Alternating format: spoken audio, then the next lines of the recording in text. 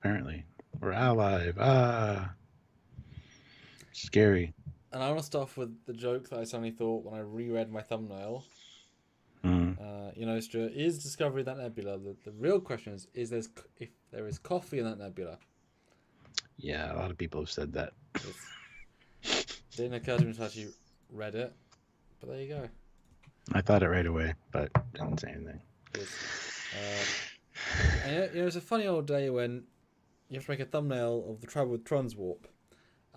Which apologies, guys. Stuart didn't record his microphone, so I had to do an edit around that. So hopefully it's not too jarring. Happens sometimes. But the thumbnail, I was like, right, I need to do Transwarp. Voyager's Transwarp, because we mentioned Voyager a lot. I find a still from the show. That wasn't a good enough still from the show, so I just made my own. Oh, really? It's so much clearer. Because of course it is. So, it does good actually. I think they should use Transwarp more, and explain it.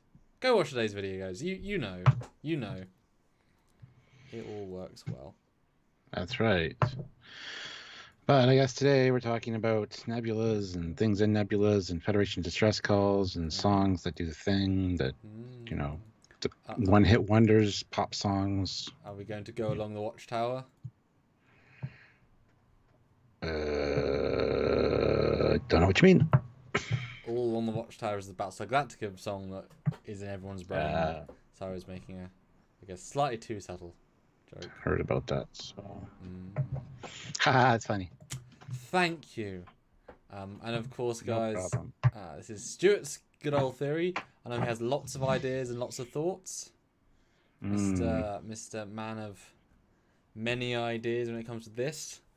We'll do our predictions tomorrow. We know we've been, I know people expect us to talk about the Tunge, TNG, and that next time on, but we will tomorrow, and I'm sure that will be a great part of the debate. So join in tomorrow for our first look or prediction video, plus a look at the scene, which obviously gives away some of the story as well. But yeah, here we are, and I will go. I'll go straight into sharing. Yeah, see you in a minute. Go share. Go do it. So guys, this is your chance to help us out if you can. If you want to have your voice heard, your comment read, your question answered, your theory talked about by us, by all means, shoot us a super chat. It supports the channel and helps us creating these awesome free videos for you guys all the time. Robert B, just wondering if you want me to like and subscribe. Yes, please. And Clive Void, we'll read that in a second. But yes, once he gets back, we'll start talking about the different theories and stuff. I like that one, actually. It's an interesting one. So we'll see how long we can talk about that one, because that's actually one that's, not a lot of people have heard or thought about, but makes perfect sense almost. So anyway, yes, if you can help us out by clicking the links down below, there's things for Eagle Moss, there's the Teespring store with our Trekyards merch. Go check all that stuff out, and make sure that you support the channel either by joining the channel on the YouTube page, or by heading over to Patreon/Trekyards. It's another way to help us out on a monthly basis, and it's all very important and really helps us. You make us go, essentially, because we're the Packlets. You are smart. You will make us go. So yeah, once Samuel gets back here, we will talk about some of these theories. 112 people watching, which is great. 66 likes, which is also great. But I'm sure we can hit 75, if not 100, with that many people watching. So if you haven't hit like yet, a little thumbs up button, and that's a great way to help. It's simple, it's easy, and yes, by all means, subscribe and like the video. Let's see here. We're getting some super chats in, which is great, so thank you. Sushi Juice says it's Mirror Discovery. Well, we'll talk about that, but then it would be, the ISS Discovery, not NCC, and we do see NCC on the hull in Calypso, so yeah, but we'll talk about that. There are different theories for sure. The music, it comes from the bloody ship. Well, again, we'll talk about that in a second. So yeah, another great way to help us out is just to share the video around to anybody you think might enjoy it. We do love talking about Trek, all things Trek, and we definitely Sorry. We definitely need the support to keep making these awesome videos for you guys. So anyway, guys, sorry, I'm just kind of distracted right now. But once Sam gets back, which will be just a second by the looks of it, we will start reading the super chats and getting into your thoughts and theories. So, all right. And there, look at that. He's back. Perfect timing. As usual. Dave, I'll be like Pike. Press the like. 8th time the charm is damn button. I don't like pushing that button because it never really worked fresh out of the box. So nope. But here I am. Yep. Anyway, we got some super chats while you were sharing, which is great. Excellent. Clive Void throws in $2 and he says Prime Lorca. Now that's one of the theories that Lorca tried to get back to the Prime universe and got stuck in the Nebula, I guess. So it's the Prime or the Mirror Universe brand got destroyed, didn't it? Anyway, it's a ship with Lorca on it, and that'd be cool because I'd love to see Lorca come back. That'd be a nice surprise and reveal, but I don't think that's likely. I mean, it's random without any sort of lead up, so it's just bad writing. I mean, and also I don't care about the character anyway, so it wouldn't be interesting. I don't think Jason Isaacs would like to play a nice character, so him to come in and just be a nice guy, I think he wouldn't necessarily want. But they I don't buy for a second that original Lorca could live in the Mirror Universe when he had 2.5 seconds before that torpedo hit just destroy the brand. He had seconds to get to his escape pod if he could. There's a reason why the Empress thought he got killed is because she blew up his ship with him on it. And then he disappeared into our universe and R1 died on the whatever. So bit random. But hey, I've not heard that yet. There you go, already a new theory. And I do want to hear you guys' theories. Yeah, people have been calling Mirror Universe ship or Mirror Universe Discovery. So I like that it would tie in with the Mirror Universe, but we need, and that would also tie in with Giorgio and stuff. So, if they can make that work, I'm down for that. So we'll see. I mean, there's a path. Well, I mean, people have talked about the Section 31 show for what now, a year and a half? Yeah. I mean, to the point that it's got some writers on it, but not actually commissioned. I mean, obviously, coronavirus put everything back, but if it was truly committed, it would have been greenlit, scripts written, So I think it's, as has always been, it's, well, we'd like to make one. Not sure what it would be or how it would be or when it would be or if it would be, but we'd like to make it. Well,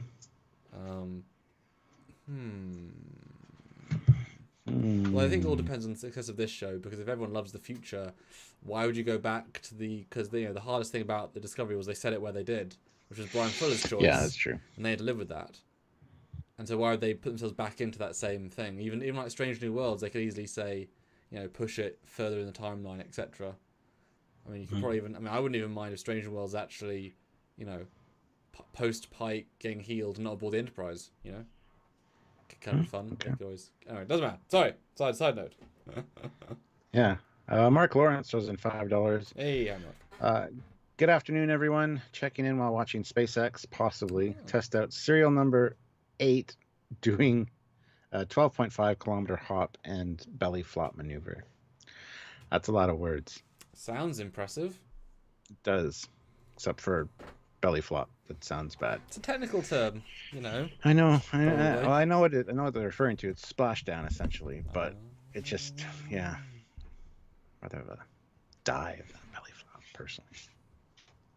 There you go.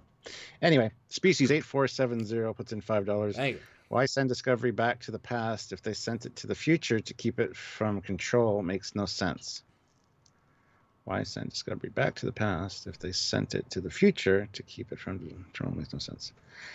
Yeah, well, again, the other thing we have to figure out is why it's the unrefitted Discovery if they do send it back. That's why people have been saying mirror Discovery, or one theory is that when they were jumping through the wormhole, they had some rough turbulence there for a while, and it's like the ship got split and thrown out. One of the copies of it, so it could be a copy of the ship, and I think that's an interesting idea. But why would it be? So what? The ship was cloned. It went back in time, and then Saru and the team left it for 1,000 years, So I'm what told happened? it to wait. Yeah. So what happened to the alternate Saru 1,000 years ago? Did they just go off and? Maybe we'll find out. Maybe there'll be logs on the ship or But I mean, that something. just sounds like If that's that just sounds like a plotline from Stargate Universe. Like exactly happened. Like that exact I plot, know that. and they did it really well. It was like their best content. Yeah. Mm. Mm. But I mean, it Well, it works. It worked because they said that the wormhole thing was rough, right? I don't know. well, yeah. This is going to be a big, broad discussion because there's loads of avenues it could go. Or this season's been quite good at going in relatively logical ways. Um, but I think even assuming it is a discovery, is already taking that one leap too far. Like, they haven't set that up this season at all. You know, like that's you assuming it's a Calypso, but Calypso's written before this season, so if they want to pick it, they can. But it's like with the cargo ship in Lower Decks. It's like they teased us, and we grabbed on something, but it's absolutely not going to be a discovery. It's going to be some other ship, and we're like, okay, there's just keep the story going. This is just obviously how can you connect them and what you guys think. Do you guys think it will or won't be, could or couldn't be, etc. etc. William Roberts says, "How do you know they aren't in the mirror universe now?" Because of the debriefing where the guy with the glasses told they picked her out as the odd one out for this universe because of the. Anyway, yeah, it's kind of been explained. Yeah, like Laurie Loaded posted about this, saying he's been bombarded with people saying this confirms they're in the mirror universe, and I'm Doesn't, like, though. there's no evidence of any kind.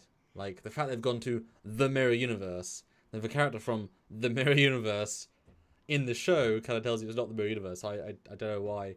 It's like same with Kelvin. It's like there's no evidence it's Kelvin except the fact that the captain's chair is the same as the Franklin's, but that's because they were lazy in season 1 with art design, and because they couldn't use all the licensed stuff.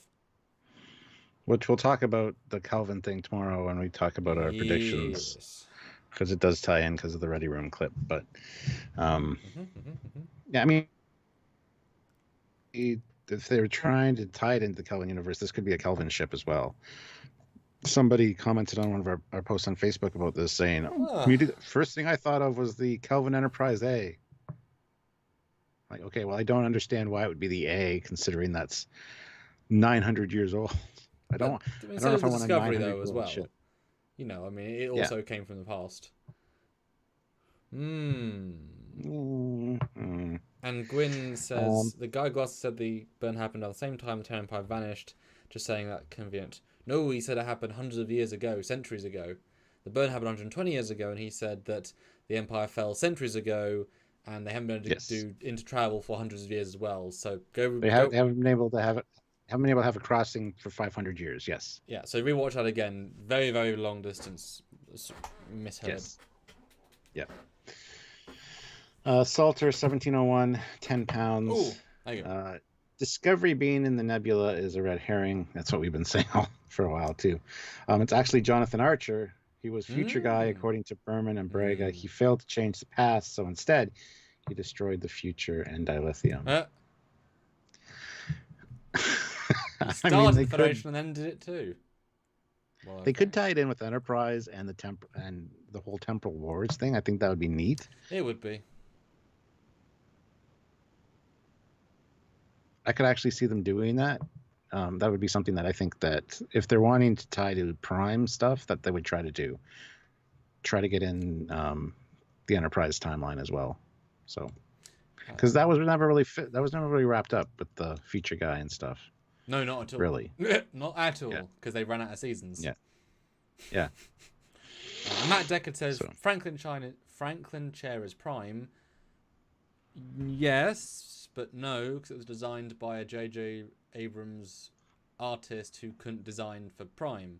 So it's irrelevant as to when, if they say it was in the Prime timeline, it wasn't, because the art design was designed via the other license. So it's like the Kelvin. The interior is not Prime in any way, shape, or form because of design. They couldn't legally have it be that. So you say that, but it actually wasn't. That's why you'll never see a Franklin looking the same, and that's probably licenses. It's like it is, but it absolutely isn't, etc. No, but I mean, what would you feel if they tied in the whole temporal Cold War and Daniels and the future guy thing and tried to link it to Enterprise as a way to finish that storyline? I Well, think. yeah, I mean, again, if this was the Mike Cook man, I'd be thrilled. Yeah. If it was Discovery Season 1 writers, I would shoot them with dart guns filled with truth serum to make them agree they're crap writers. This season, I don't know. I mean, they've gone through enough hoops to tell us that all temporal tech is outlawed. Illegal. But in doing so, that allows you to set up that, well, but yet we have one division that's still using it. Federation is doing a bit of dodgy stuff. You can actually work both ways with that. And we've said before a couple of times that a Federation experiment causing the burn that went awry is a fine way of doing it. It'd be an accident is a fine way of doing it, or temporal take is also a fine way of doing it. And yeah, I mean, if they want to show us future guy and show us a de-aged, Scott Bakula as Archer and tell us one more story, that would be cool. But the fact that we're quite well beyond that part of the timeline, it'd be weird to then look back because of the temporal war, and so it's already in this part of the time it's already finished. So it'd be weird to then finish the temporal war in the future after temporal war's been finished. Doesn't quite work in this context. Because if that's the case, then the temporal Cold War was always a foregone conclusion and was only completed because it got to which is the whole point of Control, is that they changed it. So you couldn't do that in the way the time travel exists, the way they do. But That's a good point, actually. But some future guy would be cool at some point. I mean, that's more of a lower decks thing. Could you imagine if the Cerritos is there flying around and suddenly future guy just appears in Mariner's quarters because now she's lieutenant and he's just like, Mariner, what? I'm from the future. She's like, oh, fuck off. I'm going back to sleep. No, Mariner, save the future. Well, save the cheerleader, save the universe. Gridcube says, "LOL, it's the Cerritos, and they fucked it up so badly they burned all the dilithium trying to fix the replicators." I mean, those bananas. It's something that I think the crew would do. That'd be pretty fun. Exactly, hot banana. But they're not going to do that, obviously. Dan says Enterprise C. And for all things, I actually really adore the Enterprise C storyline in Star Trek Online. Because it's like, allowing us to do one more thing. I actually wouldn't mind if they accidentally find the Enterprise C. And they have to then they have to send that back. It goes to the future, they have to send it back, and that'd be kind of fun.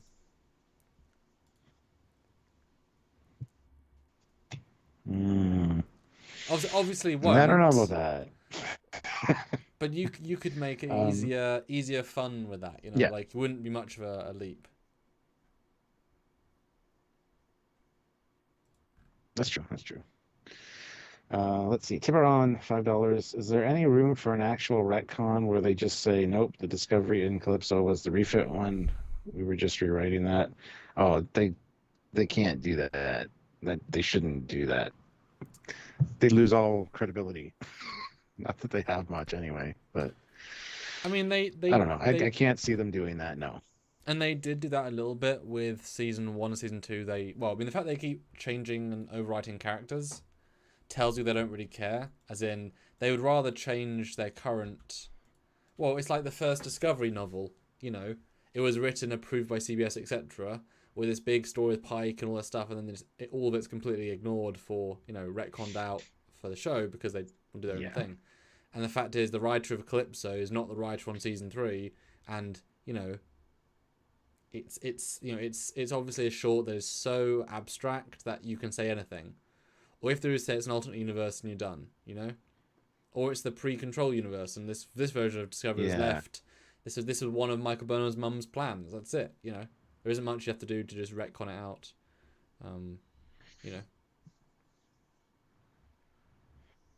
Yeah, but see, that's the thing. I think the Discovery, if it is in the Nebula, is going to be either an alternate. Like we saw in Parallels, there's multiple different timelines and stuff. So it's a possibility that it's one of those. But it has to be one that has gone through all of season 2 and has Control control, the sphere data on board.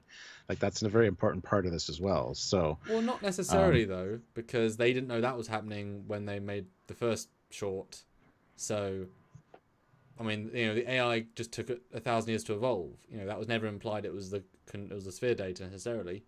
And that is true. Yeah. And who's to say Zara isn't just the name that the AI in the ship, the ship's internal computer core AI was going to pick either way. It just happened to get 1,000 years earlier because if in the same sense that and actually this would be quite interesting actually, if the sphere data, the whole threat of sphere data is it would let the control system inside Section 31 evolve into an AI that was sentient enough to destroy the universe, even though it already was by the time whatever.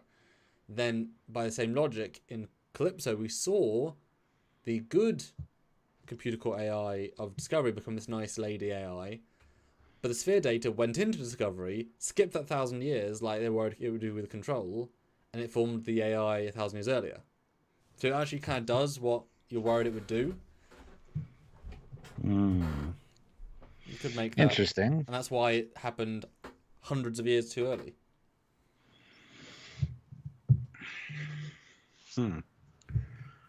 Yeah. See, as much as I would like it to be Discovery in the Nebula, at the same time, I don't want it to be. I think it is a red herring, and it's just such an odd number. 1,000 years.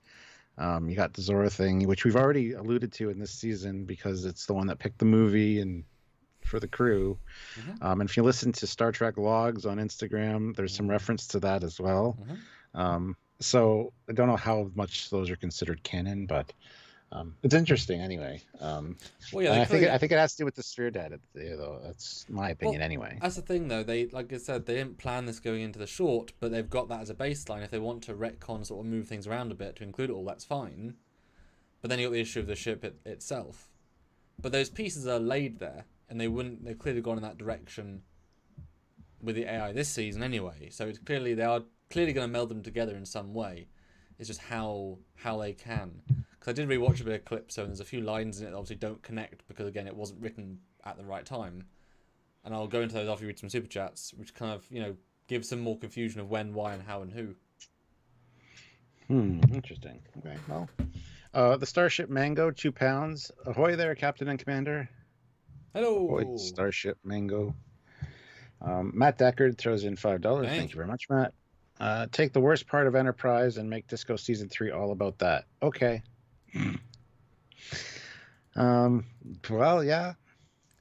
I could see them doing it, though. I could see them doing it to link it to Enterprise, to link it to canon, to link it to Prime. I could see them trying to do that, unfortunately. Well, and the sad thing is, the Temporal Cold War is a really interesting idea. It is. Very much so. Could have, should have, would have done it. It should have been an amazing idea. They just, for whatever reason, they went from Season 7 of Voyager with some good stories, and they suddenly went way worse in Season 1 of Enterprise. Like, if Voyager had done Temporal Cold War at Season 6, it would have been really, really cool. I don't know why they suddenly dropped in quality so drastically for Enterprise Season 1. If it had been better writers going in, they could have done it, Or if they committed more, it was kind of like they'd sort of wanted to do it, but really didn't. And this wasn't hard-hitting enough. I don't know. It's weird. Yeah. Scott Purdy, 2 pounds. Thoughts on USS Relativity being in the Nebula? Would be great. I would love to see the Relativity come back, or just not even the Relativity, but another time ship. Yeah. Would be great. Yeah. I mean, I could see it being very much like they warp or they spore in, and then the ship is in the nebula, and they're like, "What is that?" And they zoom in, and it's got the they go to the registry, and it's like, "It's a Federation starship." And Sarah's like, "Scan the records," and they're like, "It's a 20th century time ship." Time ship? And they said, "Yes, it was registered destroyed at the Battle of Procyon 7, not Procyon 5." And then, but the captain knew, because it wouldn't be kind of cool if the captain of that ship broke all ranks and went forward in time, which you're not meant to do, or with your own timeline, saw the universe needed a ship like this, and then faked the destruction of the ship, went forward in time, and left it in Nebula. Problem is, that caused the burn because you broke kind of some of the temporal, internal structure stuff. So it was a risk, but now it's already happened. They can use that tech, which has been long since abandoned. that's the other thing. This is the origin of the burn, this nebula. So does this thing cause the burn? Did this thing show up to investigate the burn, or is warning about the burn? There's lots of different theories there as well. It could have been trapped, tried to escape, and what it did to try to escape is what caused the burn. I could see that being a thing. Like, there's lots of possibilities for storytelling here, and I just hope that they do a good job. Yeah, and long episodes. Keep doing long episodes. Don't cheap out on 35, 55, 55, 55. Yeah, pretty but much. That was one of those few lines where they say it's at this direct center of the anomaly or the nebula. That's intentional. You know, I was kind of hoping it would be the nebula caused it, or some interaction with the nebula, but the ship is obviously orbiting it or outside of it. But to be in the middle is like, oh, well, clearly there's a chicken and egg thing, but you wouldn't be in the right heart of a nebula unless you caused it, started it, whatever. You know, why would you investigate it and stay there? You know, so they were kind of hinting a bit more. Yeah. Let's see here. Sturm von Alk puts in $2. Yeah. What if it is the Lorca from the Prime Universe? Well, we kind of talked about that at the beginning. Again, I would like to see him come back because I did like Lorca, and I'm sure the Prime Universe one would be a heroic version. But yeah, I don't see it being a thing really. And there's been no setup at all. Like, no. Normally you'd give a setup, it'd just be like, oh, that's random. You know what I mean? Like, you need to build into things. Like if they'd mentioned him, or because that's why they're building in the Mirror Universe connection, because they wanted to give it. Because imagine if Michelle Yeoh just one day fell down in the episode they worked out why she's ill. You'd be like, oh, okay. But they showed it over 3 episodes. That's so-called setup. Yeah. Joshua 11345, $3. In the next episode, yes, we saw it in the preview, and we will be talking about it tomorrow on our predictions video, which will have a lot to talk about. How could we not have seen it? The TNG uniform. How could we? Come on, guys. How could we not?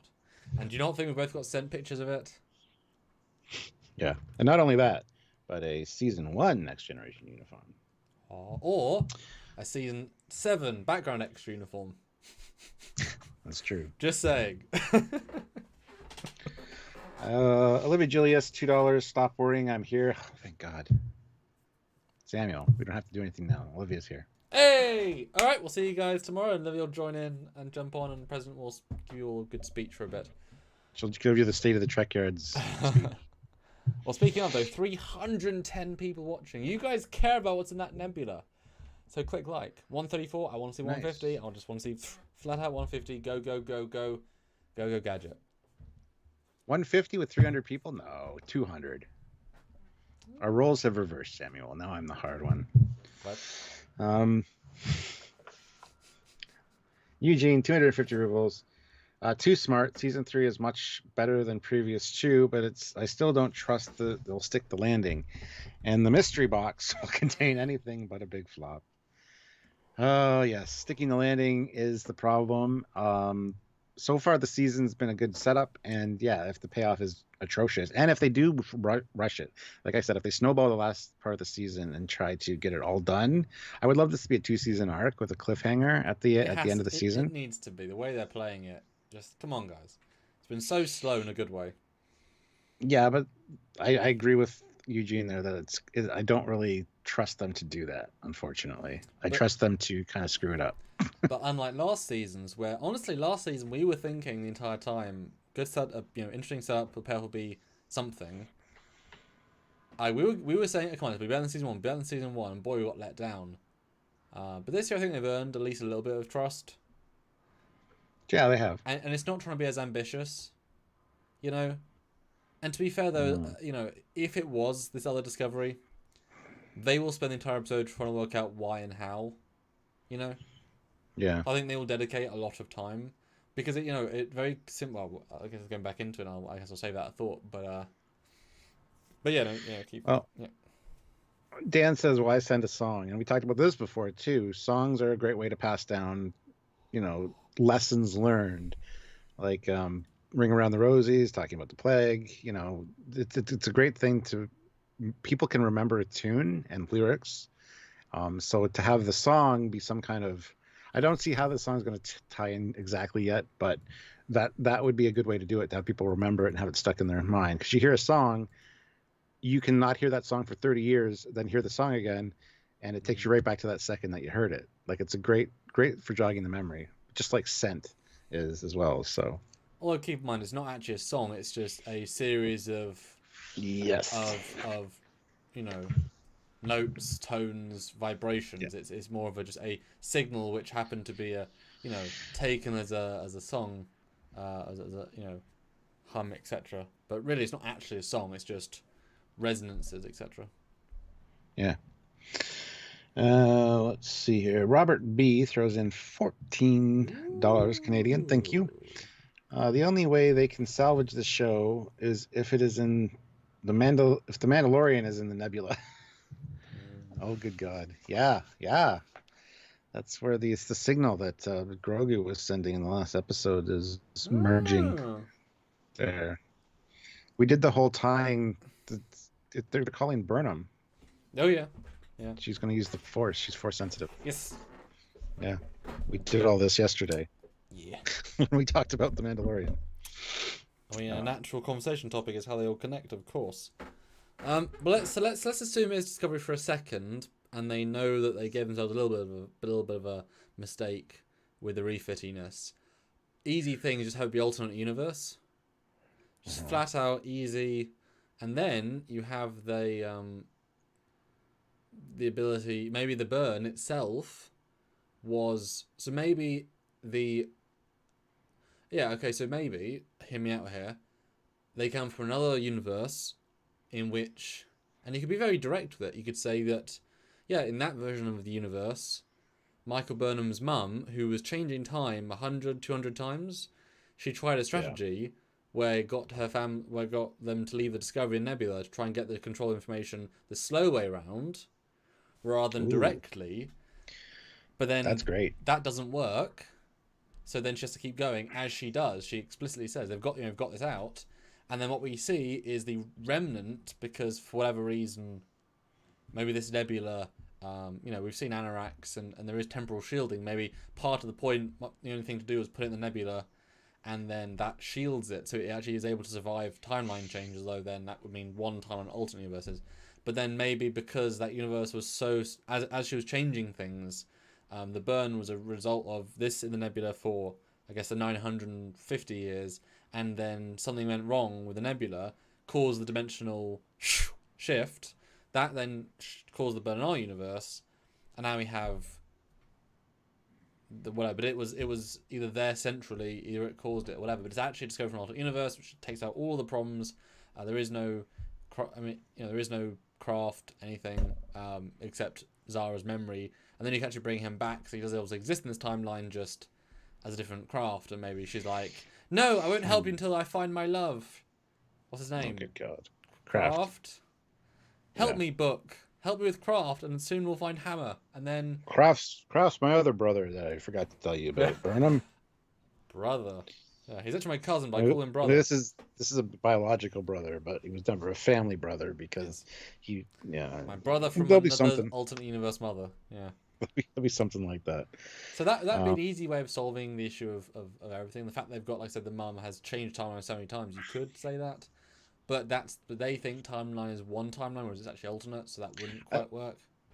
I do like the idea of Michael's mom messing with things and trying out different ways to solve the problem, and that is one of them.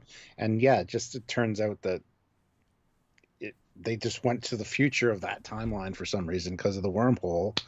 Some kind of temporal signature that was, actually, messed up. Yeah, let's double down on that. So because actually that'd be a way of getting out of a few situations. So say, in that timeline, the ship is stuck and doesn't work. Marcus Mom has to undo it, but because the wormhole, is a bit shit, and because Michael Mum exists in the future that she went to with the second discovery. That's why the ride was bumpy, because there's two discoveries in the timeline, two sets of matter coexisting, cause the bumpy ride, it comes out incorrectly, boom. And then they could, it's a reason to have Michael's mum back, because they'll find it, and then maybe there's like a signal that goes off as soon as they find it, and Michael's mum warps in, and she's like, so, guys, my bad. What do you mean? Yeah, this is my plan 4. You guys are my plan, well, it wasn't a plan, you forced me out of my time suit. But this was plan number 4. Surprise! Another discovery. that timeline got killed, but hey, it's fine. So they've kind of Yeah, got see, around. What do you guys think? I'd be down for something like that. Steve O'Mac 666 Trekyards. I owe you guys an apology. I stopped watching halfway through the first season of Discovery because I feel you were defending them too much. I know now I was wrong. I hope you accept my apology. Of course we do. Which is hilarious because most people were saying we were too hard on Discovery. I mean, it's really 50-50. Which is... We're too easy on it. That's funny. Okay. We weren't easy at all. We complained lots when they did bad things. There's just a lot of bad things. Well, hey, welcome back. Strange. Yeah. Anyway, Eugene throws in another 100 rubles. Oh, thank you. So is it a Discovery or the Discovery? Yes, exactly. Yeah, see, that's the thing. And because the ship says in Calypso, like, if we're taking the events of Calypso as what actually does happen with that ship, the crew left and said they'll be back. Wait for us in this nebula. Didn't say how long. Just that it's been 1,000 years. The crew still hasn't come back. It's still waiting. It's still doing its thing. There would need to be a very good explanation as to why or how. And see, that's the thing that kind of throws it off a little bit from being Michael's mom, because why would she convince the crew of Discovery to do that? I mean, I guess it's a possibility. Well, would you want to stay on a ship for 1,000 years, make it a generational ship? You know you're never going to go anywhere. You just leave the ship. Kraft should have asked the ship who was the captain of this ship, so we know. It was Lorca, or no, it was Saru. Like, but that would have been nice. Put them in another bind because they would have said, "Damn it! Now we're going to have to bring Lorca back somehow," even though burn him. Yeah. Saru's dead. What? And in fact, so I'll get into the other tricky bit of dialogue, because again, this was written before they had the rest of the storyline, so it's just kind of a fun other thing. In it, they explicitly say we've got one shuttle on the bay in the bay. We just got it, and it's not been tested yet. Explicitly said. But it's a Discovery or a shuttle. That shows to Discovery or a warp. So they didn't just get a new shuttle in the last episode of Discovery because they were on the run from Starfleet. They didn't get a new shuttle in the present of the future. I don't think 31st century Starfleet made them a new 22nd century shuttle without testing its warp drive. So instantly that one thing doesn't connect to anything because they had to write a thing in the story. It was wasn't written. That was just to explain how they had a shuttle that was capable of warp. Yeah, but also a bit of risk that he may not survive, etc. Because they had to keep him there for a bit longer. Yes. So that doesn't make any sense at all. You can't link, that doesn't link to anything unless she's lying. But why would she lie? You know what I mean? Okay, fine, she's lying, but she wasn't. So, and why the other shuttle's gone, etc. Doesn't really make any sense. So, there's a certain element of retconniness they've got to do if they're going to use it, because it doesn't link in fully. It's just a cool idea. Yeah. Yes, that's the problem, and I don't like the idea that you suggested that they wrote Calypso, didn't think about it as a one-off, and now they've set this 930 years in the future, which is close enough to 1,000. Mm-hmm. It's a nebula. There's a ship in it. It's just too many weird things lining up, and it's like they're either had this planned in some small way, or they are just trying to retcon Calypso, but. I don't like that it was a one-off idea because they tied the other ones in, like Brightest Star and the one with the lithium queen. But they were written directly, but the mud one didn't link in. Well, she's not doing his own thing on the side. Yeah, and this is just it's not the hero ship, I think since it's the hero ship that's in that short, they had a plan. Is my thinking anyway. But just remember, it was the second short released, which was. Before they were filming season 2, but it was early in season 2, so they hadn't. And we know they changed the ending because they changed showrunners, etc.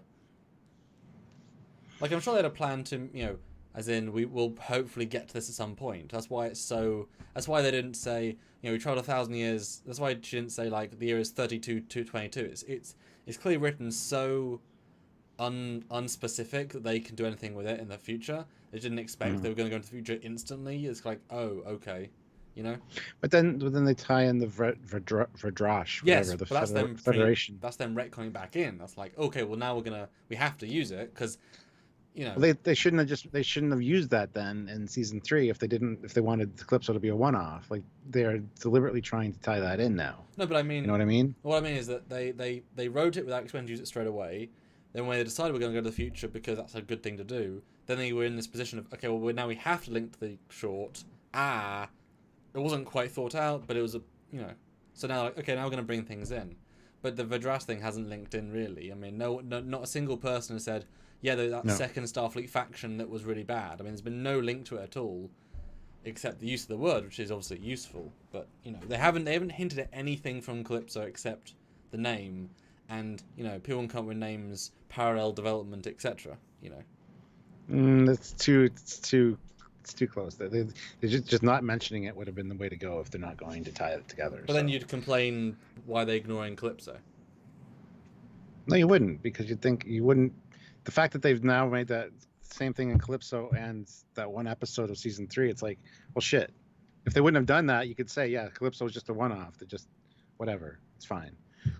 But now that they've done that, it's like, oh well, that's too odd of a coincidence. Well, yeah, no, it's deliberate now. That's why we're trying to discuss what it could be. But that's why I said to you previously, is like once you refit the ship, that might have been, rather than being clever, it might have been them making a forced visual difference so that when you do see the other Discovery, there won't just be two identical Discoveries on screen at the same time. One a bit more rusty, Yeah. But obviously all these questions of why, how, who, and if, Well, 366 people watching. That is great, guys. Make sure you subscribe to the channel. Make sure you hit that like button. We only have 181 likes. With almost 400 people, I think we can easily hit 200 and probably 250. So please hit that like button if you haven't. It's really easy to do and helps out the channel. And we'd really appreciate it. So please do that. Christian Montgomery, though, throws in $3. USS Defiant 1764 with Mirror Universe dilithium. Wow. No, is the answer. No. Gosh.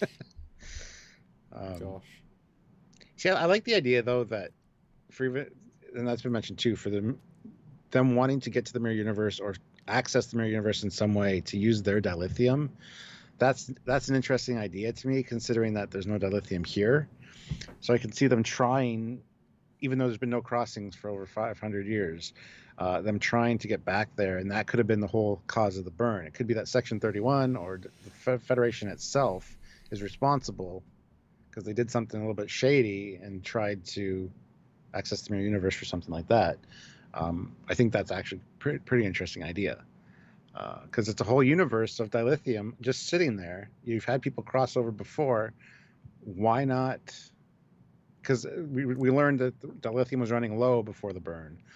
So find a way to cross over or bring dilithium over or link it somehow to your dilithium, and that's what caused the burn. I don't know. There's possibilities there. Yes and no. That obviously there is mirror connection in some way, form, or shape. But why don't you not go to a new universe? Why go to that one? We know it's been disconnected so long that it's no longer the closest universe to ours. At that point, when you can go into, Daniel sees alternate timelines in his, cloudy. It's the only one that we're crossing over on a regular basis, pretty much. But not DS9. Years, it's like DS9. It makes it like easy to do. Yeah. It's just the most convenient one to get to, At and that I'm sure. Time, though.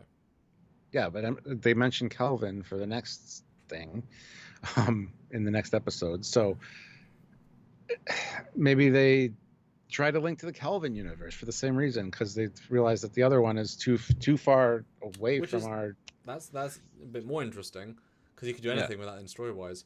But even stealing dilithium from another universe, like it's more. I would find that more interesting as a post burn thing, in the sense that I would rather the storyline be that the burn happened for a reason, right? But because Giorgio is back and she is very vintage mirror, and they haven't had a sample of vintage mirror DNA for a long time, and that's part of the key to making interdimensional travel possible, is getting those coordinates, getting it, whatever. That now they can shift into the universe, steal dilithium. I think that'd be more interesting now to tell, rather than, because if the universe has been so divergent for so long, then it's like, yes, you could go to the mirror universe, or one that's easier to get to, because I'm sure at that point in that part of the future, if the time war has been 1,000,000,000% easy, and they're making alternate universes all the damn time, just go to a new universe. Like, it shouldn't be that hard. You know, if you can go to one, you can go to many. You know, and if it's not, you know, but now you've got Giorgio, you could explain. Well, now you have to get her back into the universe, mirror universe, and I could see them doing like a deal with Giorgio, saying, hey, girl, let's do a trade. We'll break our temporal laws, and we'll get you back in time to your mirror universe if you give us, like, you know, 4 starships, cargo pods worth of dilithium. Cool. Like, I could see that being a very literal thing, and then she ends up taking that, you know, and doing something else with it.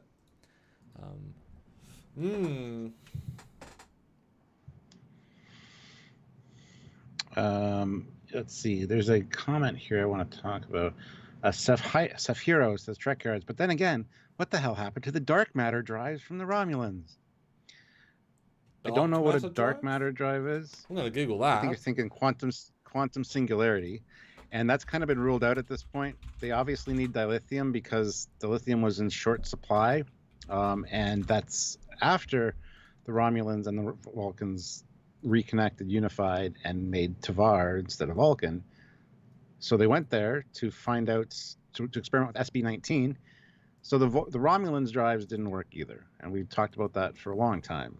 The quantum singularity is just a power source. The lithium is not a power source. So, but yes, it is certainly odd that they haven't mentioned it, because it's a blatant.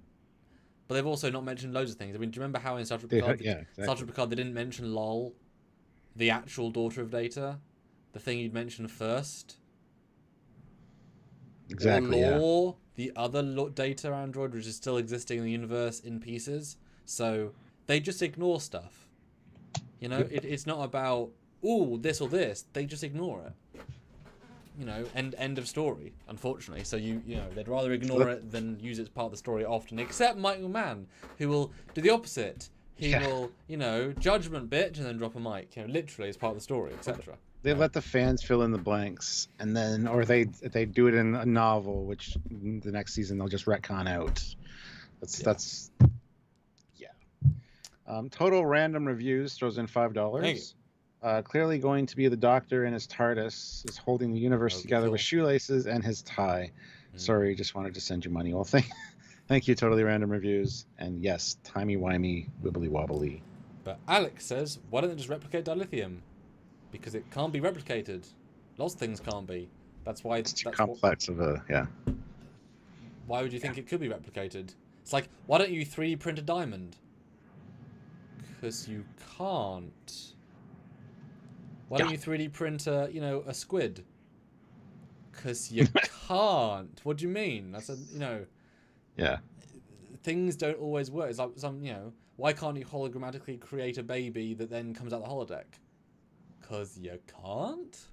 So, that's fine. That's good. You don't want infinite things. Why can't they use Romulan technology to power their starships? Because they can't. Well, they can.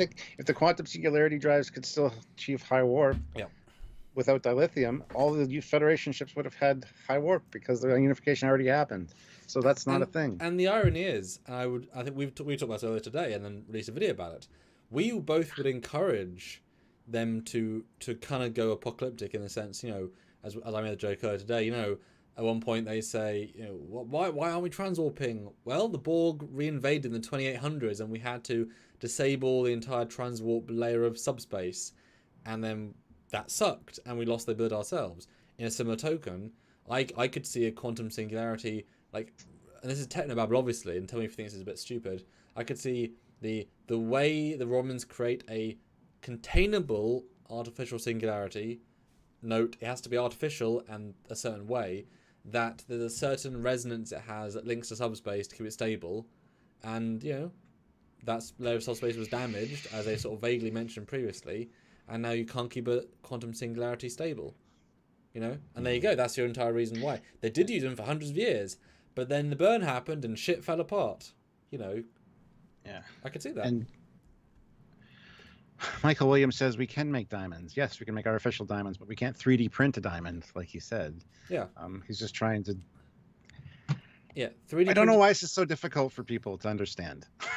I just don't get it. 3D printed diamond out of resin. Yeah, good luck with that. That's not how diamonds work. Anyway, yeah. Yeah. Let's see. One more espresso puts in $5. Saru was the only one able to hear the extreme frequencies in the signal. Perhaps the future Saru was the one that had the idea to encode it this way. Well, no, he could hear the underlying Federation distress beacon, Which but you it was could getting hear normally. Like I could hear it. Yes. Once you knew it was there, you could just hear it. But it was getting distorted and by the radiometric signatures within the nebula, so that was what made it kind of underlying, and he had to listen for it. But a future Saru, I mean, sure. I don't think that has anything to do with it, but it's interesting. And Miller says, why can't they put pressure on the princess who invented the way to recrystallize dilithium? Well, they said in episode 1, Book has got a dilithium recrystallar, and it broke. But the assumption is it can only recrystallize so much before it runs out and doesn't work so well. You know, it's diminishing returns. Because all this dilithium, you can't make fake dilithium, so there's only so much, and it'll only be able to be recrystallized so much until it stops working. Or is too unstable, too risky to use. So they do, and the fact they can't anymore is a bad thing. You know, although they don't quite go into how much dilithium the actual Federation has, and obviously we are surprised they haven't had a great scene where multiple warp cores get powered on, and they're like, Vance says, thank you to Discovery, we can now power 100 new ships, as in for interstellar travel. Like that, why has that scene not happened? Because they're bringing an absolute motherload of diamonds back into the future. Real useful, you know? Christopher McHooey, €5. Thank you. Late to the party. Has anyone suggested the Enterprise J? No reason other than Discovery loves their Star Trek Enterprise references. Do they? I don't know. It doesn't have to be something we know. I don't want the Enterprise to be there. I don't want the Enterprise to show up. And why would it be the J? The J was already 500 years old at this point. Wasn't a time ship. Wasn't a special ship. Yeah. It was just the next Enterprise. It maybe or didn't fight in a battle that may or may not have happened. Yeah, like we don't need to see the Enterprise. Yeah. I mean, the Voyager J was a very clever way of having that reference without actually having that reference. It's like it's just it's like the Miranda B. No, the Miranda double B. Because boy, those things got blowed up.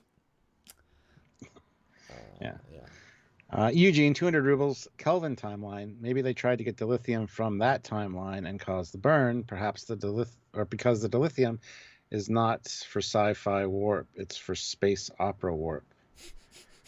Oh my goodness. Eugene. Yes, it's incompatible dilithium. See, I don't mind the idea that because it was low dilithium, they went into an alternate universe and they found the Kelvin, and as soon as they started using that, because the temporal signature, they didn't realize that the dimensional signature is different, and that caused the burn. So they were already running low, and then they tried a very clever solution, and that backfired. You know, that'd actually be interesting. It'd be a very simple solution, and it would bring up don't mess with other universes, etc. Yeah. To Jish Patel, justice for Sahil. Yes. Hashtag justice for Sahil. Poor Sahil. Joshua 11345 throws in $3. What is the sphere builder? What is the sphere builder are involved? What if the sphere builders are involved? I would be fine with that. Yeah. Do it. They lost the Temporal Cold War. They hibernated for 100 years, and they said, we're back. Great. Sure. Works for me. Although Great Nemesis says, I can't get my head around that dilithium is low, being how many asteroids and how big the galaxy is. I mean, you've got to remember that we've only been space traveling for a few hundred years, whereas people have been space traveling since the start of the universe. I mean, the Iconians, I'm sure, used dilithium at some point. The Preservers, I'm sure, at some point. And dilithium isn't being created as quickly as it's being used. And if it's been used for millions of years, and with millions of ships, with thousands of species, I mean, it's the exact same thing about saying at some point we'll run out of oil. Yeah, because it's not being created as fast as we are using it. Because it takes a certain process to create it, and then we use it. Oh no, it's gone. It's just we're doing other things we're trying to find other solutions to using it, etc. It's just it took 3,000 years of our sort of internal understanding of the universe to get there, and that's okay. You know, that's a long time. What do you want? Yeah. You know, how many millions of spaceships? Remember, every shuttle in Starfleet used dilithium. I mean, millions of ships, billions probably. If you consider, you know, I'm sure the Ferengi have hundreds and thousands. You know, I wouldn't be surprised if the Ferengi have like 10,000 shuttles in active service with Ferengi going out and doing deals. You know, if they build 5,000 new a year, you know, yeah, I have no problem. Just took a long time. Kai L. Wong, £2. Dang. What happened to Spock's brother? Good question. That is a good question. I mean, maybe Spock's brother's god man caused the burn. Maybe Cybok kept him in the ultimate torture until a certain point, and then he goes burn, and then they'll warp in, and it'll be someone else playing Cybok. I don't know if that actor's still alive. Let me check. Mention goddamn Cybok. See, they did not mention Lal in season 1 of Picard. They didn't bother mentioning Cybok in season 2 of Discovery, despite the two siblings meeting each other. You got like Burnham knew Cybok. That's how the ages worked. She knew Cybok. Yeah. Come on. They don't care, or they don't know. One or the other. Lawrence is still alive. There you go. That's awesome. There you go. Yeah. Bring back hashtag justice for Cybok. Good God. Area 51, $2. Discovery producers, we just don't care really. Yeah. Well, they care about their own show and making their characters better. Do they though? I mean, they've all got better. Even Tilly, they just rebooted her. She's better as an XO yeoman. Yeah. Mm-hmm. Yeah. Sinan Fletcher puts in $5. Thank you. It's Zephyrin Cochrane experimental warship that he disappeared in, as mentioned on Enterprise. No. Oh, that'd be cool. Don't know why. I don't like that idea. I mean, it wouldn't add anything because you're like, okay, well, it's like bringing Card in. It's like, how is he find him in big TOS? They find him in TOS. We find out what happens to him. So no, don't do that. Yeah, man, watch TOS. It could be the ship there, I guess. Maybe, sure, whatever. But anywho, Kai Al Wahong puts in £5. Maybe Grogu caused the burn when he used the Force sitting on the rock. Yes, we speculated that. Yeah, that's good. Christopher Beatty, $5. Here is a bad idea. They dug up the old Genesis device to turn a nebula to dilithium, but it was proto-dilithium, and everything went bang. So, what device? Genesis device. No, sorry, I can't quite hear you. I can't quite understand. Genesis? No, it's your accent. I can't understand it. Genesis? Oh, the Genesis device. Yeah. I get it now. How can you be deaf with ears like that, Samuel? Oh. No, I can see them trying some kind of experimental thing to turn. Maybe there's something special about this nebula to turn it into something. Planet. Well, they made a spore planet in 45 minutes. They did, and it'll never be mentioned again, ever. No, just so they could have a way out of having unlimited fuel. Yeah. Fuck off. We want unlimited fuel. So it could be that the ship in the middle, let's say, is a Federation ship, and the Federation is to blame for the burn because it was an experiment gone wrong. I like that idea. Simple. That's great. Yeah. That's great. And I'm down for that. Do it. And actually, I like the idea of making them. They tried to make a dilithium planet. It really backfired. It's elegant. The problem is, though, if that was the reveal, you'd be like, okay. Makes sense? Then what? Like, where would you go from there? Yeah.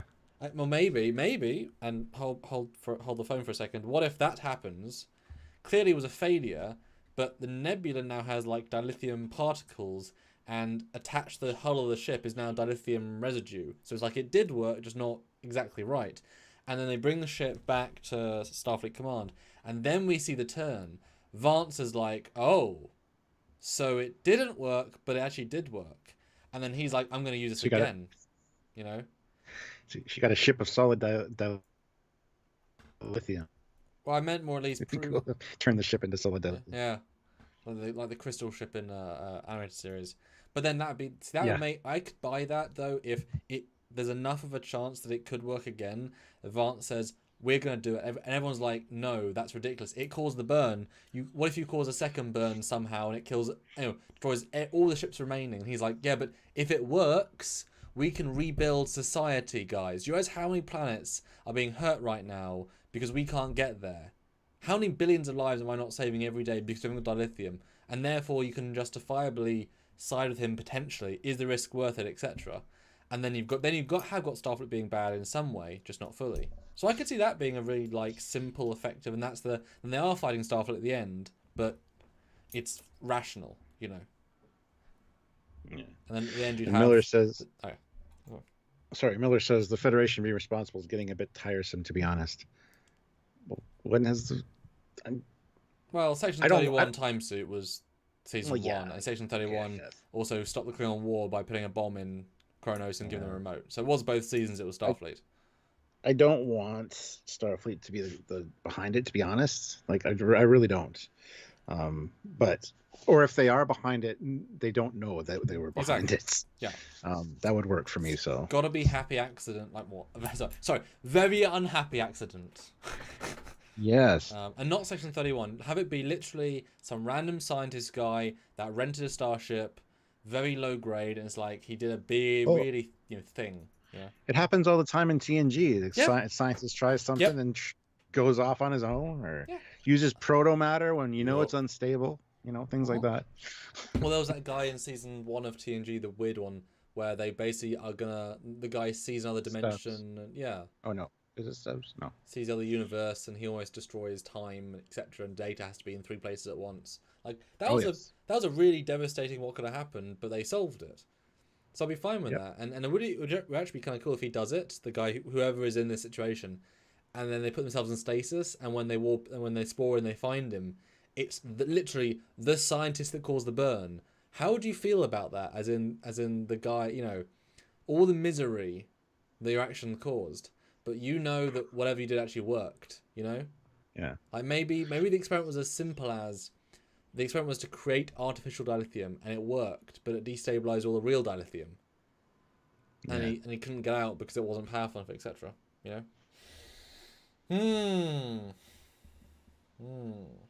Heck. There we go. Brian Lee says, the Omega particle exploded. Omega is only responsible for destroying subspace, not dilithium.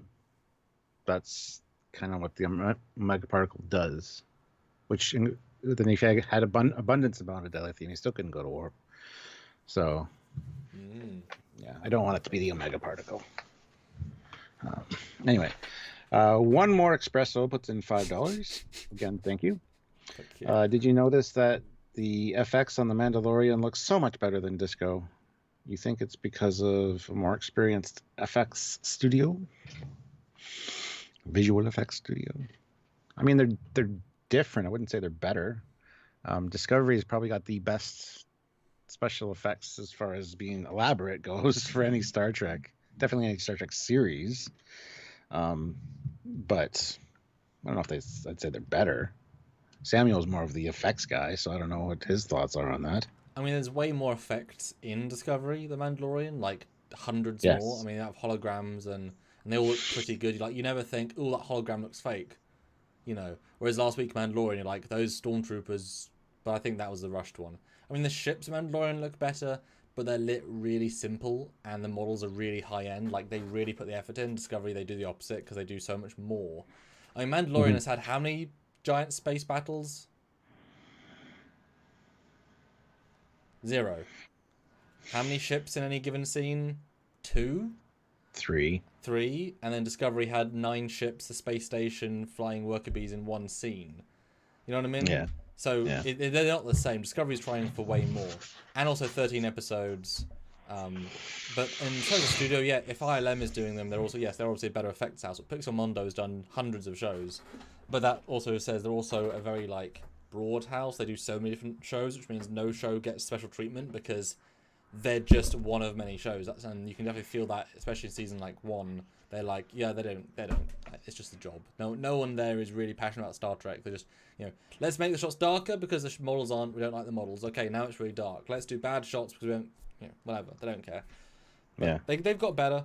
And if you look at the VFX lead, he worked on the J.J. Abrams films. He worked with Bad Robot for this entire time. He's really in this universe, and he has very lack of passion in his voice. I don't know if you actually watched him be interviewed. He's very underwhelming, but he obviously knows his stuff, and he keeps referring to always got to go back to canon. But he has the energy of a non-energetic man. But he clearly knows what he's doing. It's just, he's not a Trekkie. And I'm sure he's the sort of guy that has to be told what needs to be done rather than having sort of any innate knowledge, which is not a mandatory thing. But then you look at the team on Voyager. They were all massive Star Trek fans, and they all went above and beyond to an absolute extreme degree. Are you kidding? 388 people watching with 264 likes. Guys, it's kind of disappointing. Hit that like button. We can hit 300 likes easily. We can probably hit 350. Just if you haven't hit the like button, give the like button a little hit. We'd appreciate that. And yeah, if you have anything to say, by all means chime in. We want to talk about your theories and ideas for this. So, plus, no new members this stream, which is fine. But joining the channel is a fun way to participate. You get your name highlighted. You get a badge beside your name, shows just how long you've been here and been a supporter. And you also get access to cool Trekyards emojis, which are really fun to use, or stickers, I guess. I guess they're more emojis than stickers. Yeah, they're more emojis. Anyway, you can join the channel. It's down there beside the subscribe button. Consider doing that as well. It helps us on a monthly basis. And if you can't super chat, it's a great way to once a month help us out. So 290 likes now. Let's get to 300, guys. We can do it. And Eric says Mandalorian has a bigger budget. Have you seen this season? I would be surprised if it had a bigger budget this year. I really would be. Yeah. TD throws in $5. Isn't finding your own ship in a nebula with some timey-wimey stuff the season 1, episode 2 of Voyager called Parallax? That was a good episode. It wasn't episode 2, was it, surely? Well, probably episode 3? I don't know. Episode 2 would be the Caretaker part 2. It said season 1. I think it was season 1, but I don't think it was... Was it even season 1, though? I have no idea. That's one of my favourite Voyagers, actually. Okay, Parallax. I'm trying to think of which one this is, specifically. Well, it's not Parallax. Because I'm watching Parallax. What even is happening in this episode? I haven't seen this one in so long. They fly in a shuttle. Armin Deep just subscribed. Well, thank you for subscribing. That means a lot. Anybody else out there hasn't subscribed yet, hit subscribe, because we do lots of lives and fun videos, edited videos as well. So lots of content every week for free.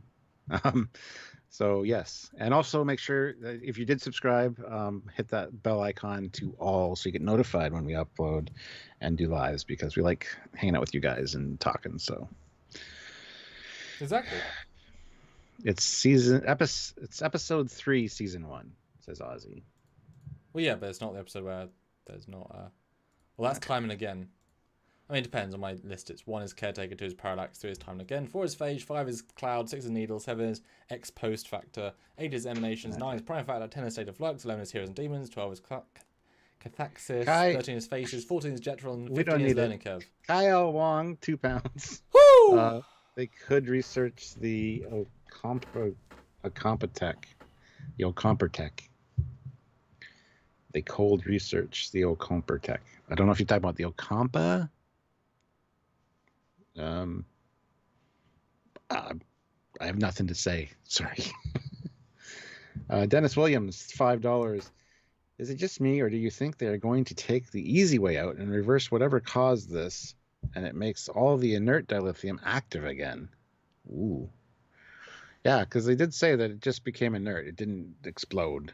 It only exploded if it had power flowing through it. But mm, that would be a simple fix to the problem, and I hope they don't do that. I think what's going to happen is all the future Starfleet ships, once they get this Federation back together again, are going to have spore tech.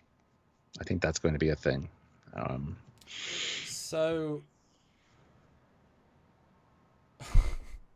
I had an idea and I went blank. What did you say? What was this? What was the idea? I was about to... whatever they do is going to reverse the. Oh yeah, burn. yeah. So Yeah. there's a big disconnect that they haven't explained yet, right? So every ship at warp blows up because the lithium goes inert. Every ship not at warp, the lithium goes inert, and the lithium goes inert, can't be moved, etc. Has this made every planet with dilithium inert? Because where is all the dilithium coming from that fuels a criminal organization that's taken over part of the quadrant? Where's dilithium come from that the Federation is using to fly places? Because they have a fleet that still goes places, and there's no sense of like, oh no, we're running out. It's just a case of we haven't got enough ships. It's so, short supply. They said that most of the lithium went inert. Exactly. Yeah. Yeah. So we have no concept of, well, was there? Because I mean, if there's a sense of how much range, then surely there'd be obviously a focal point, etc. So since you have no context of how much was used, how much went inert, would they even keep the stuff that was inert? There's been no context. I wouldn't necessarily want to throw that out. And besides, I would feel it's kind of like a cake. You can't turn a cake back into flour, eggs, and milk. Exactly. Yeah.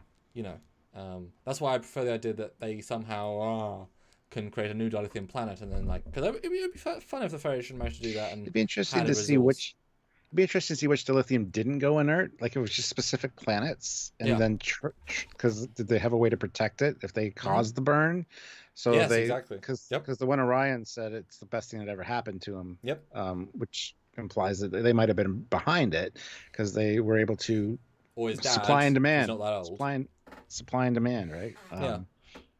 So I mean, and then because of the burn, they haven't been able to investigate where the dilithium wasn't affected, and there should be some kind of evidence for that. So but since they already said it was running low, you could possibly even say that 97% of the mined dilithium was mined and was in places that they understood. Because obviously, from our context of being in Voyager era, you'd assume you fly enough around, you'll find dilithium. You'll find it somewhere. But if it's all been mined, then, well, it going inert everywhere. Well, if there's only 3 planets left that even have any, the rest of it's mined out, and the rest of it's on star bases, ships, and in depots, etc., then it's that went inert and that was it. We had a certain amount. Area 51. So unplug the dilithium and plug it back in again. Yes, that'll solve it. I mean, at the end of the day, it'll probably be something as stupid as the mycelial network will rejuvenate the dilithium crystals as long as they infuse the song into it, and through that resonance, because a past version of them told them, and it'll go on. It'll be that, of course Discovery saved them. Yeah. And it'll be oh, grown. Honestly, because there'll be something Discovery can do. It'll be mycelial network based, because obviously, why not? Yep. Caleb Horn, $10. Ooh. Probably going to be Calypso Discovery. Excited. Did you guys see the Arecibo telescope collapse? Yes, I did. I think that would be cool. I wasn't there, so I didn't actually see it. You caused it, like the burn, didn't you, bastard? I think that would be a cool set location in a Star Trek show. Would it be too late to use it for season 4? No, because they're filming season 4. There's nowhere they're going to go from Toronto down there to film, I don't think. I don't know. Not with COVID being a thing. But yeah, and yes, we already talked about the Calypso Discovery possibility. See, another thing that I liked is perhaps it is Discovery, but it was put there deliberately to monitor, either get sensor information on what caused the burn, see exactly how events went down. That would be kind of neat too. But can you imagine going in, finding Discovery, and realizing that it was literally just put there so you could find out and get the sensor readings from it. So now we got to solve the mystery of why Discovery's there. I mean, it's interesting. It's an interesting theory, but... Well, that's actually a great time to jump into that, though. The idea that they themselves, this isn't Calypso, let's take that out of the equation for 1 second. This is more where I would go, I guess, is that they realize that they find their discovery back again after 1,000 years. It's the same discovery. Well, I guess it does mean Calypso happened, but it was their original discovery. So they have to unrefit it, send it back in time. But because that's how time travel works, it's like Bill and Ted. You say, in the future, I will leave a message for myself. Yeah. Okay, here's the answer. Like, once you've done it, you've done it. So you've now found your own discovery, which then shows you how you send your own discovery back. But you that breaks the temporal laws. You can't have done something in the future when you haven't got to the future yet. So the Bill and Ted thing, like, we'll leave a key for ourselves. Oh, but how are we? Garbage can. It's like, that's dumb. It's amazing. How time travel works. Yeah. It's a great idea. It's fun, but no, I mean, you are right. Alternate universes, it would be a different universe because Discovery would be. But I could see them. Yeah, but that's the problem though. That's for season 2 of Discovery. They're both concepts, because Spock knows about the signals because Michael Burnham's mum tells him. But Michael Burnham's mum does not know about the red signals when she loses the time suit. So the event has happened before the cause, before the event, before the. That was one of their plot holes that they don't care. So I could see them saying, whatever, fine, we'll do this. Because just the idea that once you find your own ship, you know how it's been done because you've got it, and then you send it back, and then, as you said, it's there again. But yeah, you're right. It'd be parallel universe wouldn't allow that to happen. Yehing says the person in Calypso craft is the offspring of Burnham and Book. That'd be interesting if it was their kid. Yeah, be fun. Or their grandkid or something. That'd be neat, actually. Yeah. Yeah. Because remember, they say 1,000 years paused. We don't know when from. Yeah. Like, they could pause it from now, from 500 years ago, from 1,000 years ago, from 2,000 years ago. Like, that's why they left it so vague, because they didn't want to commit to anything, And, unfortunately, you could very easily say, I'm sorry to say this, a shuttle warps in, goes in, erases Zara's memory, tells her that she's been there for 1,000 years, she's actually been there for 3 weeks, and then, you know what I mean? Like, it's a computer. Sorry, it's still a ship's computer. And that was before sphere data was a thing, so you could probably retcon that as well if you really wanted to. Oh, come again. That's interesting. Yeah. Let's see. Cornelius Iron puts in $2. Another crystalline entity causes the burn. # revenge. It was my wife. Yeah, maybe. Well, we joked it's the crystal people from Lower Decks. Crystals. Oh no. Those damn wood lovers. Yeah. All the wood lovers, they did it. They caused the bird to kill dilithium crystals. Hate crystals. Hate them. Gavin Vale Smith is now a member. He joined at the rank of commander. So thank you very much, Gavin. Very much appreciated. Thank you so much. Those joining the channel memberships are really a big deal. So they help out. Yes. Jasper Soros, £2. Random question: who is your favorite character in Discovery? Reese. Because he's so undeveloped, there's so much potential there. And he's probably like a genius chess master. He's good at swimming. He's good at darts. He knows 14 languages. He's got a giant collection of autographs. I think you're thinking Bryce, the communications guy. Oh, yeah. I've never been asked that before, ever, actually, because no one likes to ever have to ask me that. Well, I think season 1 we were asked that a few times because we said Saru. Saru. Oh no, you said Lorca until he was evil. Yes, I still love Lorca, but evil or not. Oh, I do. Honestly, and this is, I think your voice also in my head, just because of the performances in the last couple, it's got to be the Doctor, because he is sharp. Ooh, yeah. But honestly, Burnham is quite good to watch this season. Yeah. Because they also give her more to do. But everyone else is kind of a secondary. Like, Saru's fine, like, good fine, but I wouldn't say a favourite character.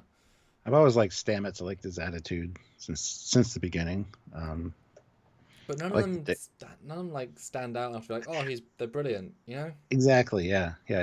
I'd have to say Tilly's my favourite, but for different reasons, But I guess if I have to pick, it'll be the Doctor. And just because the last 2 episodes, which tells you that a good performance can really do well. Yeah, that's weird. I haven't Yeah. even thought that before. And Dr. Colbert is a great answer. So Who's your lower decks? Who would you say? favorite character in Lower Yeah, Decks? that should be a little bit easier because they're all more likable.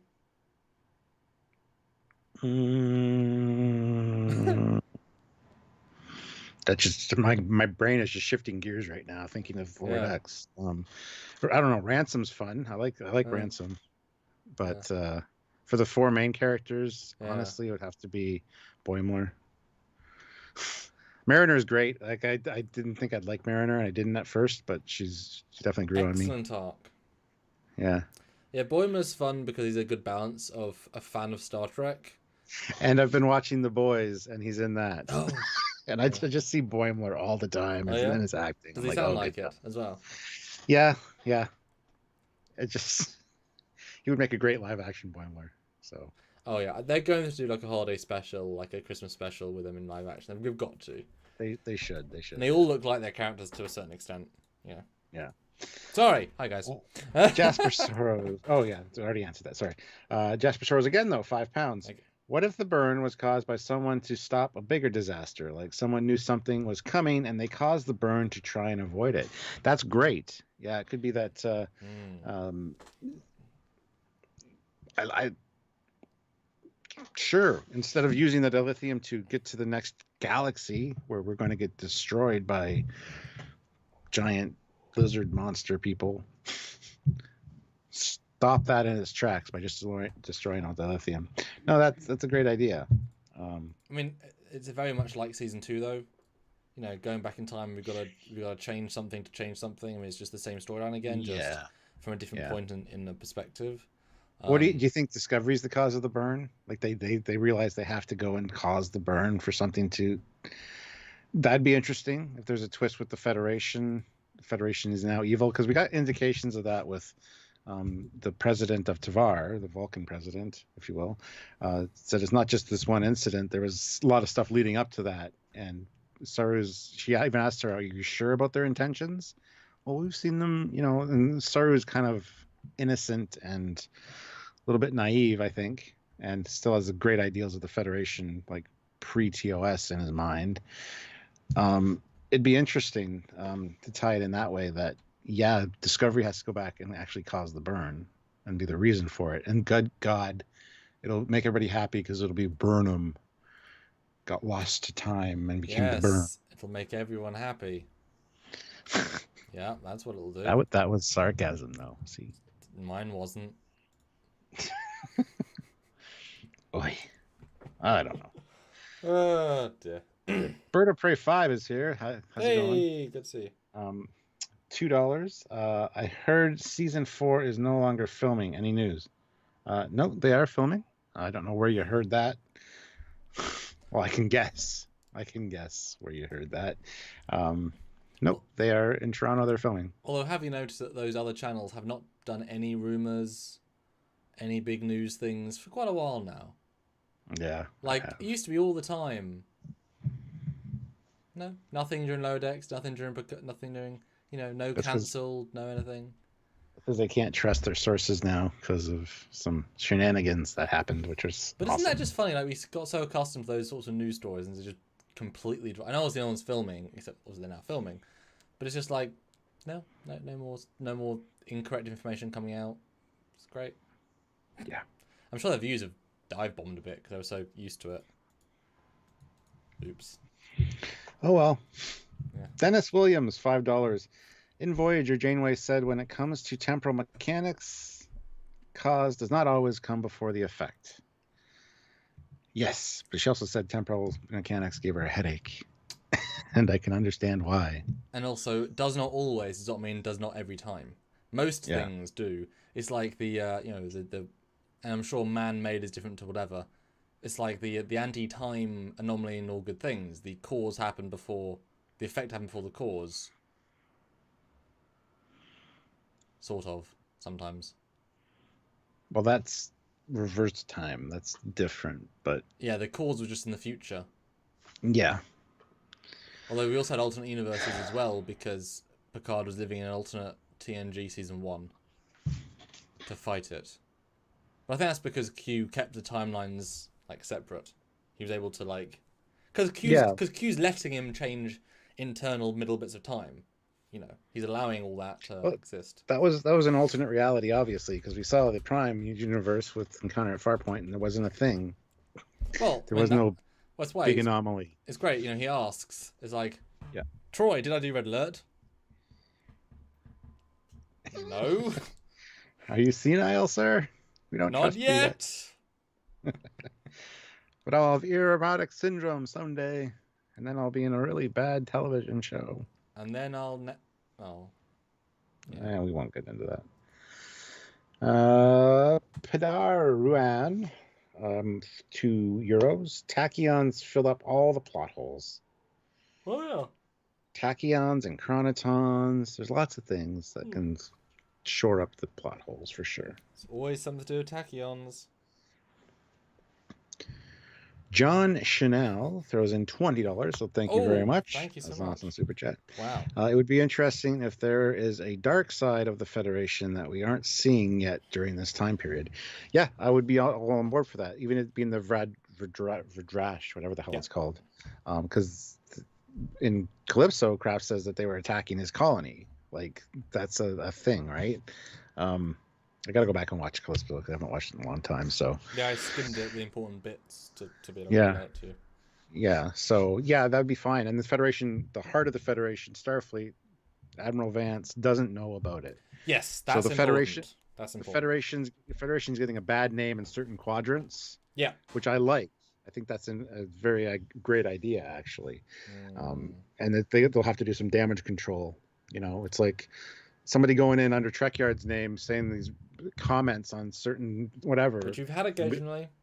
Yeah, and we get a bad name, and we have nothing to do with it, you know. So yeah, that'd be an interesting plot twist. And in fact, they don't go into where the Nebula was.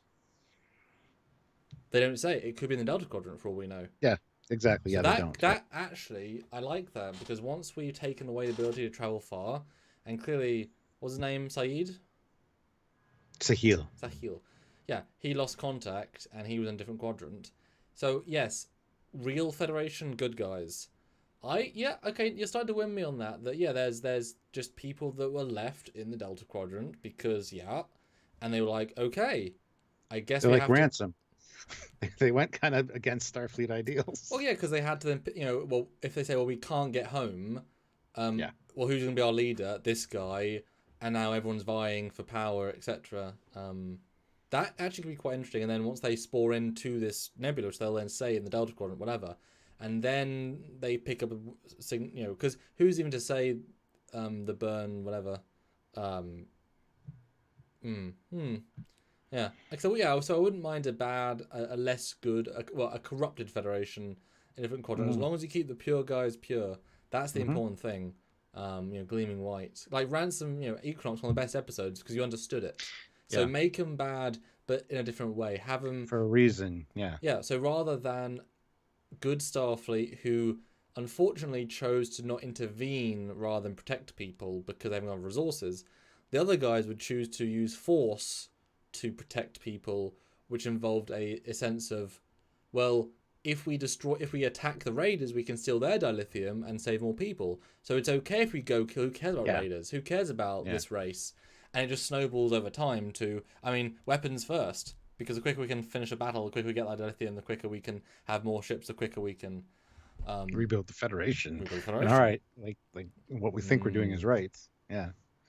Saphiro says, dark. In my brain, they got real dark real quick. Wow. Yeah. Saphiro at Trekyards, come to think of it, but so far Q hasn't shown up in Picard and Discovery. That would make 4 different series. It doesn't show.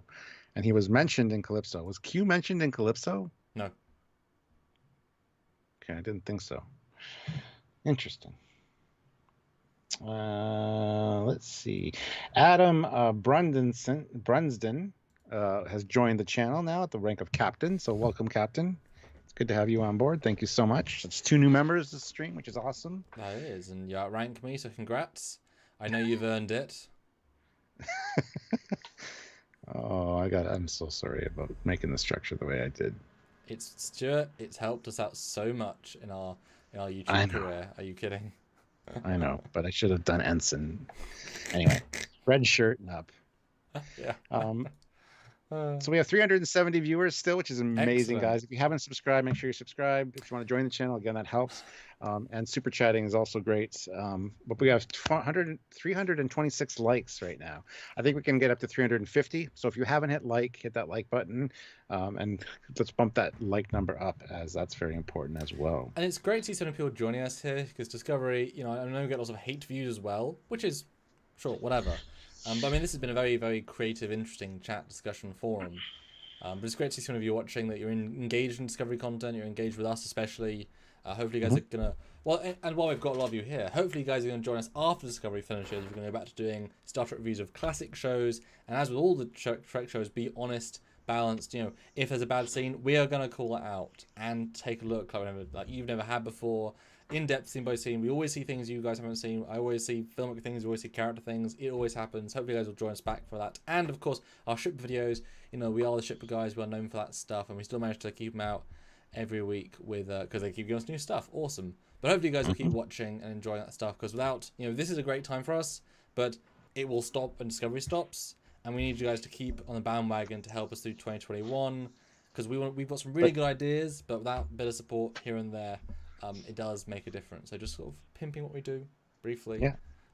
And don't forget, Prodigy's coming out. There's Strange New Worlds. There's going to be a lot of new Treks, so join us for those as well. But support us in the off time when you can, because that's when we really need it. So thank you so much, guys. And Area 51 makes an excellent point. Trekyards, the best villains think they are the hero of the story. So yes. And I like them when they actually have a real reason. You just don't agree with it, you know. Yeah. Or you can see why they would. You can understand their motivation at least. Yeah. It's like Mariner, you know, she breaks all the rules, but once you give her a reason for it, like, you might not like it, it might not be the right decision, but it does make sense for her, you know. Yeah. Was it chaos good? What's the word? It's like positive chaos. You know, there's like there's of a hero. There's like, you know, neutral good, neutral evil, chaotic. Yeah, so she's chaotic good. Yeah. You know. Yeah. Let's see. Dante DeGraff throws in $5. I don't understand Calypso now. Discovery didn't have detached nacelles or programmable matter. No, it didn't. That's what we're talking about right now. It could be that the programmable matter makes the Discovery that's in the Nebula look like the original Discovery. Good. They reconfigured their hull. Or it could just be that it's a Discovery from another timeline, another parallel dimension. There's a lot of possibilities, which we've kind of talked about during this live. So if you need to go back and watch the beginning, we kind of dove right into that. That being said, I do have a feeling that the Nebula with the ship with the distress signal in the middle of it is a red herring, and it's not going to be Discovery. Well, Stuart, dare we start talking about it as if it's not Discovery? Because this has been an hour and 36 minutes of if it is Discovery. We've talked about a few other things. Okay, Stuart, it's not Discovery. Okay, it's what is it? Gotcha. Starting the last 25 minutes, what is it not? Or what is it if it's not Discovery? What do you think? Like we said, we've talked about the whole time. We've been talking about different things. Yeah, like it's another Federation ship that tried to fix the dilithium issue and accidentally caused the burn. Everybody's dead aboard it. They sent out a distress call. Okay, fine. But I was working with another like alternate ship or something, and it wouldn't even be anticlimactic for me if it was just a ship from the burn. It was a burn happened. There was a ship that was maybe 5 light years away that was repairing its warp nacelles so dilithium wasn't on. It becomes inert, but they can detect it was that close, and they spend like 8 months traveling at warp 1, because you can do that without dilithium, to the burn source, and then they work out, okay, shit, this is what happened. We haven't enough power to send a signal to Earth, so we will stay here, do a distress call, which is low power, and then notify them where the cause was at some point in the future. And so these are people from that past, which will be fun because then they'll be inventing another uniform. And it could be that the descendants of them are on the ship, and the ship just cannot go anywhere. It is stuck in the nebula. We've said generational ship. We need some sort of generational ship somewhere. Yeah. Saphiro says it's the ISS Discovery. It's not though. I mean, it says USS on it, so It does. Yeah, they repainted the hull. I mean they could have, but although it should have had this, yellow, whatever it was. But I like the idea that it also could just be they went into stasis, and so they're still the original crew, and their mindset is different, kind of like Discovery, and then, it'd be like there's 2 out of time crews we get to see. So if I was doing that, I would absolutely have it be a legacy character, as in it would be. Brent C says it's Pike. It's Pike from Strange New Worlds, season 7. Goes back to the future. Goes to the future to send a message to the other guys. Yeah. It's a legacy character. There you go. No, I was meaning a descendant, so it would be an Archer or it would be a Janeway. Gotcha. Because they haven't done that yet, and that would be true. it would be nice. I'm Jeremy Paris. But obviously they don't. Someone famous. They don't say it's. They don't say who. We know, but the captain of the USS Rigel is the. Is Delilah O'Brien. Whatever, doesn't matter. So it's just a way of having something simple and efficient. Although actually, yeah, you could have him. You could always have him be a character, or the descendant of one of the characters we know, like Tilly's great cousin. Or it could even be one of Saru's race. They said they haven't seen a Kelpian, because say it's a ship from 100 years ago from the burn, and they get frozen, they let themselves wherever. It'd be kind of cool if there was some Kelpians, some Klingons, and they've come from this behind time when the Federation was doing, well, just starting to fluctuate a bit. And it's like, and it'd be great if they had culture shock. It's like, oh yeah, we went 1,000 years, we're fine in about a week. 100 years? Oh God! Oh, yeah. That'd be kind of funny. Wouldn't mind that. Sean O'Neill, it is the USS Crossfield. Its first spore test went horribly wrong. The Crossfield never had a spore drive installed. Yeah. Only the Glenn and the Discovery did. They make a point of saying that. Yeah. They don't say what happened to the Crossfield, or even really reference the Crossfield. Not at all. But we just assume it's a test bed for the structural design of the ship, and yeah. And it does say Discovery in Calypso. So, Derek Makita puts in $5. How would the temporal accords be enforceable when you consider species like the Q, who have zero regard for changing time at their will? Exactly. And how do you tell people from the past not to invent time travel, to bring them to the future, to outlaw time tech, and so there's no more temporal wars is kind of dumb when you think about it.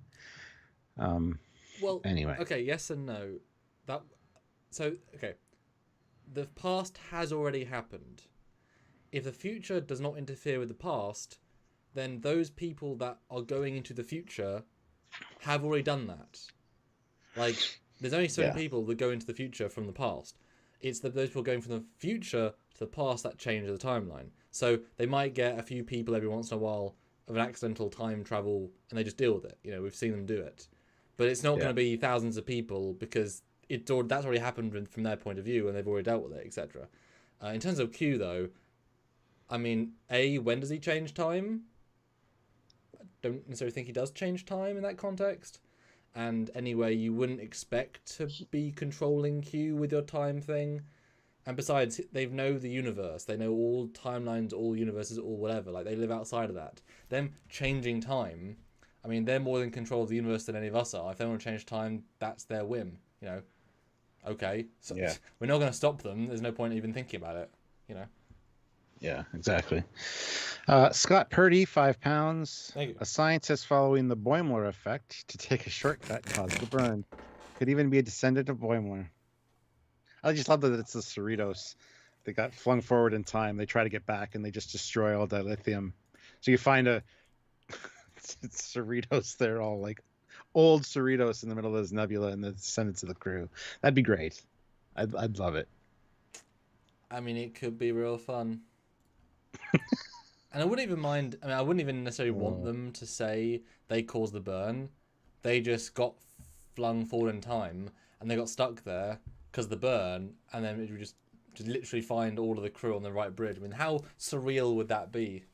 It's just Lower Deck. It's like, oh my god, crossover. Yeah. But obviously that's like Lower Deck season 9, because now Mariner is a lieutenant commander, Boimler is a commander. Like one of the, he's That'd be fun. Yeah. Techno CH33S3C4K3 says how a multiverse would work is each jump would create its own branching timeline. It would be a branch each time, so any alteration wouldn't affect the original timeline. Yes. I mean, if you watch Parallels, you see how many alternates there are, because every decision they show the branch. Every decision, multiple outcomes. Each of those happens, and that's you can't even wrap your mind around how many timelines there would be. But with Parallels, they kind of gave us a glimpse of what could be done with the representation of all the Enterprises on the screen. You know, so. But you've still got one initial branch, so when she goes back, as long as she goes back one step earlier, it's still the first timeline, and she can do like, yes, you're right, it's creating new branches, but she can just skip the branch because she then goes to the future of that branch. So it is still one branch where she can reset it as it goes, and then if she resets at a certain point, and it's weird. Although Sif Hyro, and I actually thought this earlier, I didn't mention it, could be a Klingon Federation ship. I think that's a very distinct possibility that it'll be either a Klingon or like a Romulan ship, because they're part of the Federation. We haven't mentioned it, and it'll just be a full-on Klingon ship, like looking, vaguely Klingon because they just joined the Federation with a Klingon captain in stasis. And then obviously they've just come from, as in Discovery's come from a timeline where the Klingons are kind of a bit mean. And so a Klingon in full uniform looking like TNG walking out, they'll be like, it's a Klingon on a Federation ship? What, is he a raider? And the guy's like, oh, hi guys. What are you doing? Really polite, like really nice guy. You know what I mean? I could see that being a nice, like, little reversal. Like, it's just a Klingon ship. Like, almost a Klingon Bird of Prey style. Like, real classic. Yeah. That'd be a nice curveball. Core Xeon says, alternate theory, it's the Doctor's copy from Voyager that made it back from only for the burn to happen. In the episode of Voyager, it was said that copy left after staying for 1,000 years. That'd be great. That would be a great way to bring in Picardo. I would be absolutely in love with that. I would be too. They would win so many brownie points for that. And there's no stretching of universe canon. It's just, yep. And wouldn't that be sad for him? He spent 800 years traveling. Oh no, I guess he spent 100 years traveling. And then after all that, his warp drive didn't work, and then he had to go slow. He just said, "Oh, I'll stay here and just do it." For all that bloody time, he's got a flat tire. Although member says, if the Prime Discovery was built for spore drive research, what was the ISS Discovery built for? They didn't think about it. Because it wasn't built for spore drive research. Even though it's meant to look the same. It was, though, because you had Mirror Universe Stamets messing with the mycelial network. But they didn't have the spore drive technology, because that's why they were confused. And Stamets didn't know how he did it, because they didn't. Oh, that's true. That's true. That was explicitly like, it didn't do that. Well, they do say that the Crossfield class Discovery is a science vessel. But it was built around the spore drive technology, though. That's why it spins. It's the only reason it's got a ring that big. That's why the engines are so long. It doesn't make sense. It doesn't. It doesn't. Like, it'd be fine if it was a different sort of ship, but Eaglemoor sold it, so. Yeah. But then it doesn't make sense for the Crossfield to be the namesake of the class if it doesn't have a spore drive. It does, because you still want to test the... Like, it's still designed around the thing, but you still need to test the normal stuff first. Like you've said many times, like, it's just, it's a hollow ship. Well, does the warp drive work? Does the shields work? Weapons work? They're not tied to the spore drive. Does the spinny stuff work? Yeah, it works. Okay, good. Now let's put the mycelial shit in it, yeah. No, it makes sense, just fine. And then to be fair, I wouldn't even have a problem with them saying, okay, we're going to refit, like, Crossfield worked, we're going to refit it as the Glen to keep the secret of, like, what the ship is. And the Glen was actually the Crossfield they renamed to keep the... I could buy that. To keep the project once they put the spore tech in, because it's like, why would you build a second one? So that would actually be a really nice little retcon. And then Discovery was, extra. Yeah. Yeah. Well, any other theories you'd like to discuss, Samuel, that don't involve the Discovery? Honestly, I feel like my brain, I feel so like, whoa. Like, this was a really heavy debate. Don't know if you guys feel that way, but I feel really mentally like, damn. I feel drained. Yeah. For sure. Yes. Yeah. But guys, we've got 13 minutes. I want to see 40 likes, and I want to see $50. So I want to see quick fire. Even I want to see how good you think next week's going to be out of 10 in a super chat.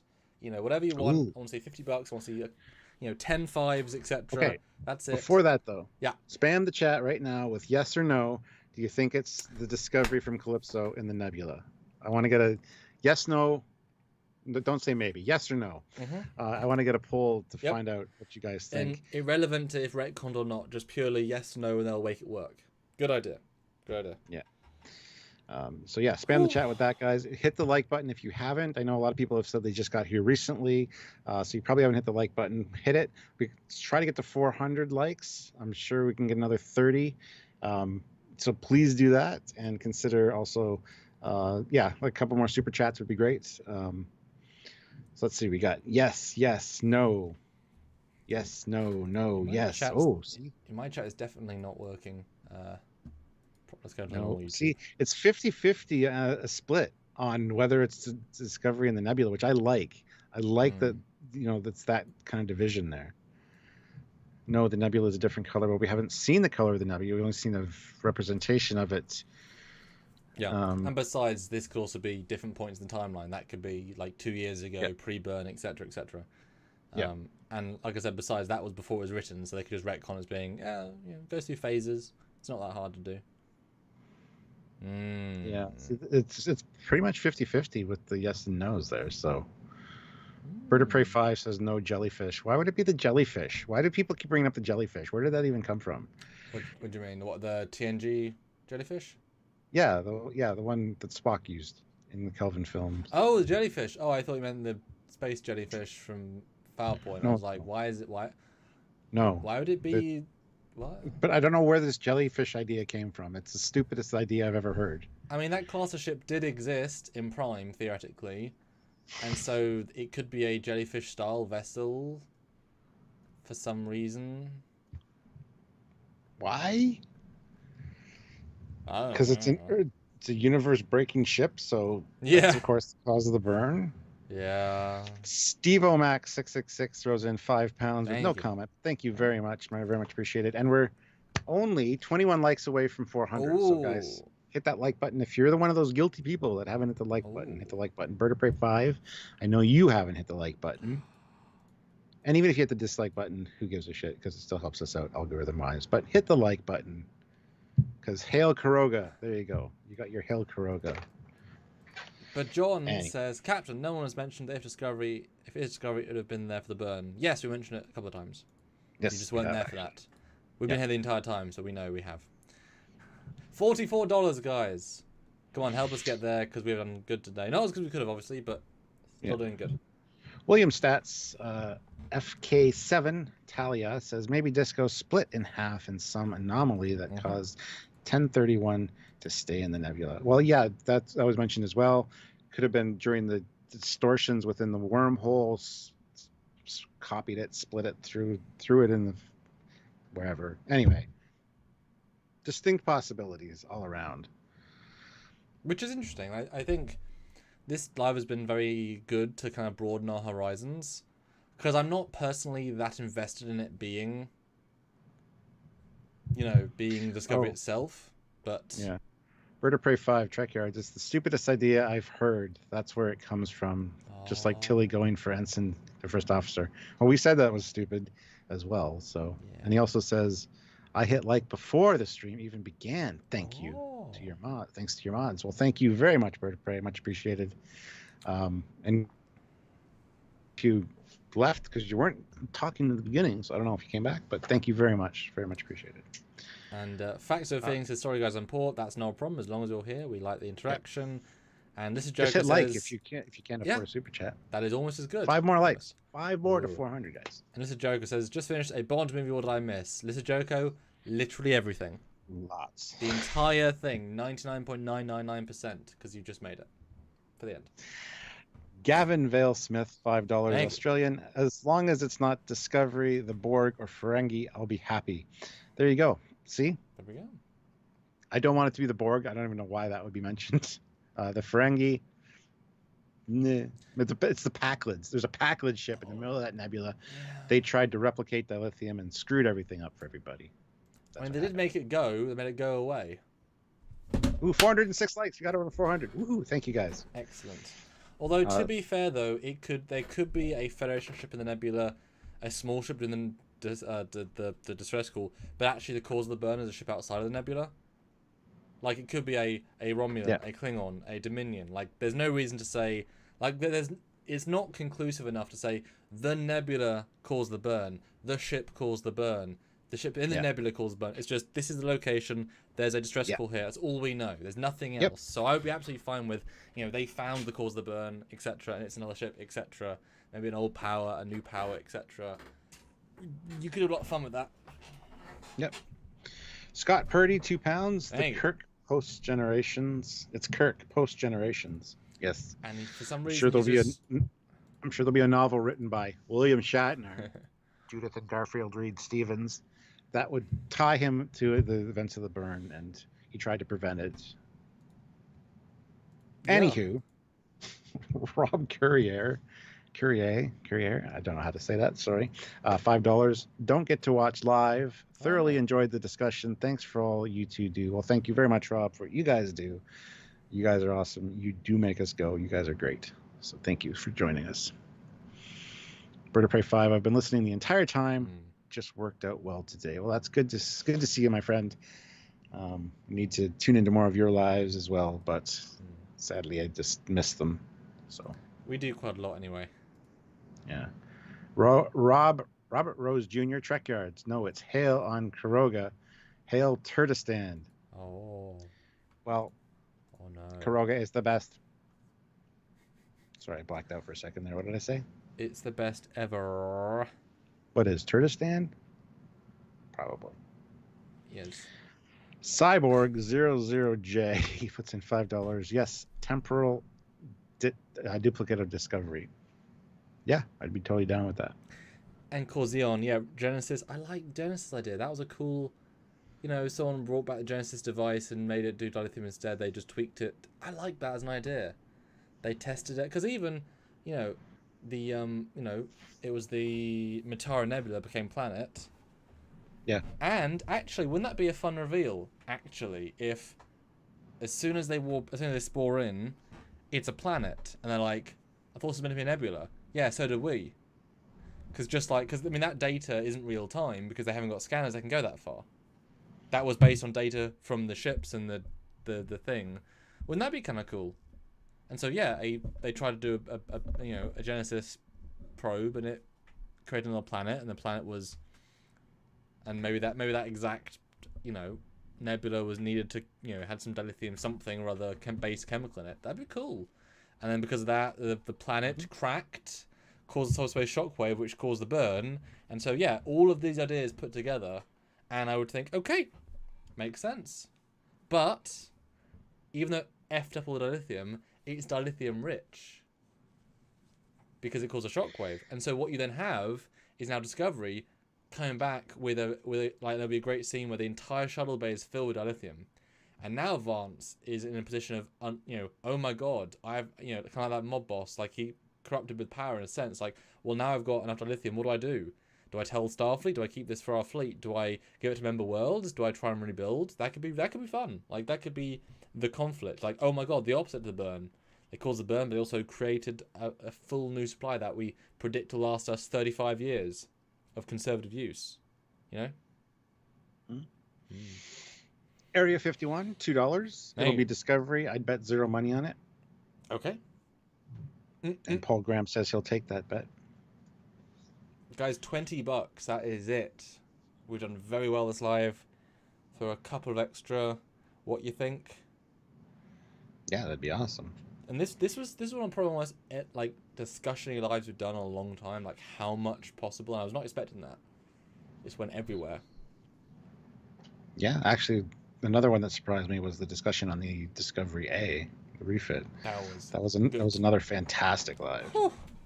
Yeah. Whew. And tune in tomorrow, guys. That's another thing. With all you guys here, 345 of you, tune in tomorrow for our prediction video where we talk what we expect next time on Discovery. We got the TNG stuff, the Kelvinverse stuff. There's a lot to discuss tomorrow. Yes, so we're going to go.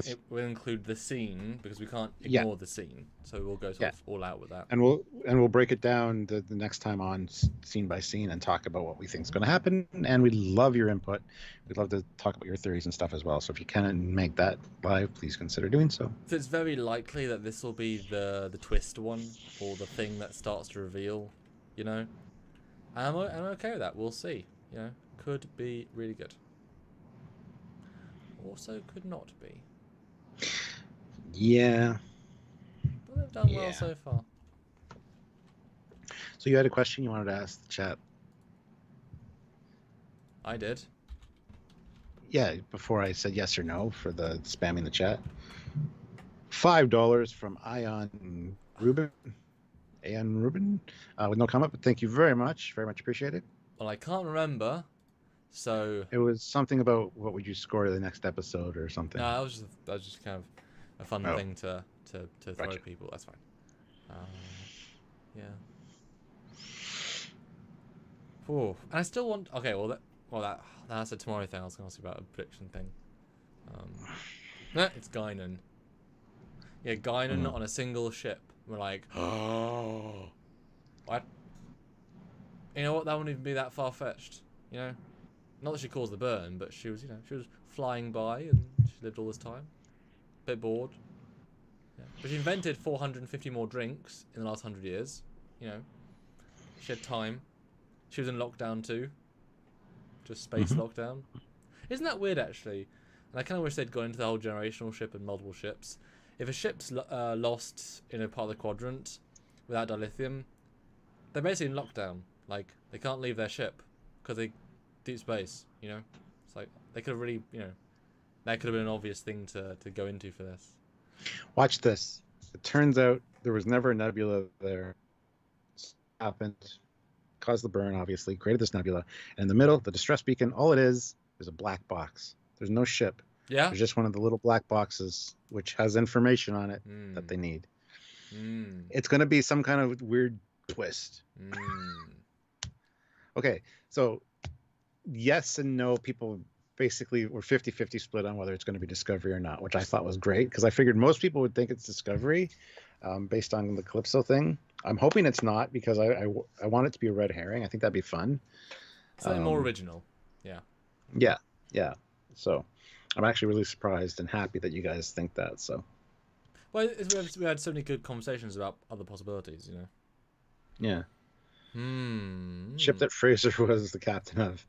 They let him know he's not 200 years in the future. He's now 900 years in the future. I'm still sad that guy never came back. He should have been in Voyager. He was in a novel. He was in a book. He was great. Which was great. Really one of the best ones I've read. But yeah, he should have been in DS9.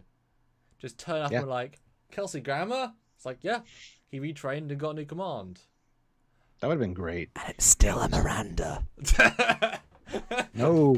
Miranda in the Dominion War. They just refitted my old ship. It's still the same goddamn ship. I didn't get anything new. But now, they glow now. They glow now! Warp girls. They do. Yeah. He's like, I just don't get it. Because and then there's a scene where he just turns them off. It's like, yeah, it's optional. Like, you can turn it off. Like, there's a switch, a big switch on the wall. It's not a switch. Neon lighting effect. Yeah, that's RGB. Yeah. It's just the RGB fanciness of it. It's Arium's body floating in space as Neomix. Oh. And it may be controlled. There may be the red herring of Kurtzman saying control is done this year. It may have been a clever plan by Control to F the universe, maybe. Yeah. Oi. Eravix Sonder throws in $5. Thank you. Let's see. Has any character run into themselves in a mirror parallel universe, not just time traveling? Discovery or otherwise? That's what I'm wondering, yeah. Because yes, there was, I believe, in DS9 we had two Kiras meet. That happened. Yes. I mean, they made a clever point. I'm sure there were more. Maybe one or two more. I wouldn't even mind, honestly, if we end up, for some reason, it's Mira Burnham. Which kind of adds to a god complex, but she didn't really die. if the mirror universe flashbacks were linking to that, like actually she didn't die, and she, because the Discovery went into the future of our timeline, so why couldn't, if, and this is obviously a completely different tangent, and hopefully guys, $8 is all we need. Wouldn't it be interesting if Burnham faked her death, and then when the Chiron got blown up, she was able to come on the scene, find out, like, get from its black box the data of how the spore tech worked somehow, etc. She tried to use spore tech to go after them, accidentally went to the future on a different ship because it's not Discovery, it's just a smaller ship. And then it's actually Mirror Burnham somehow, some reason. And then you can have there be Prime Lorca. It could be Prime Lorca. Yeah, and it could be Mirror Burnham trying to get her Empress back. Just revenge. It's all about revenge, and that and then what caused the burn was the Mirror Universe ship, because as they split. But so picture this, right, Stuart? You have two concurrent things, and as they go apart. But what if something from here tries to get to here?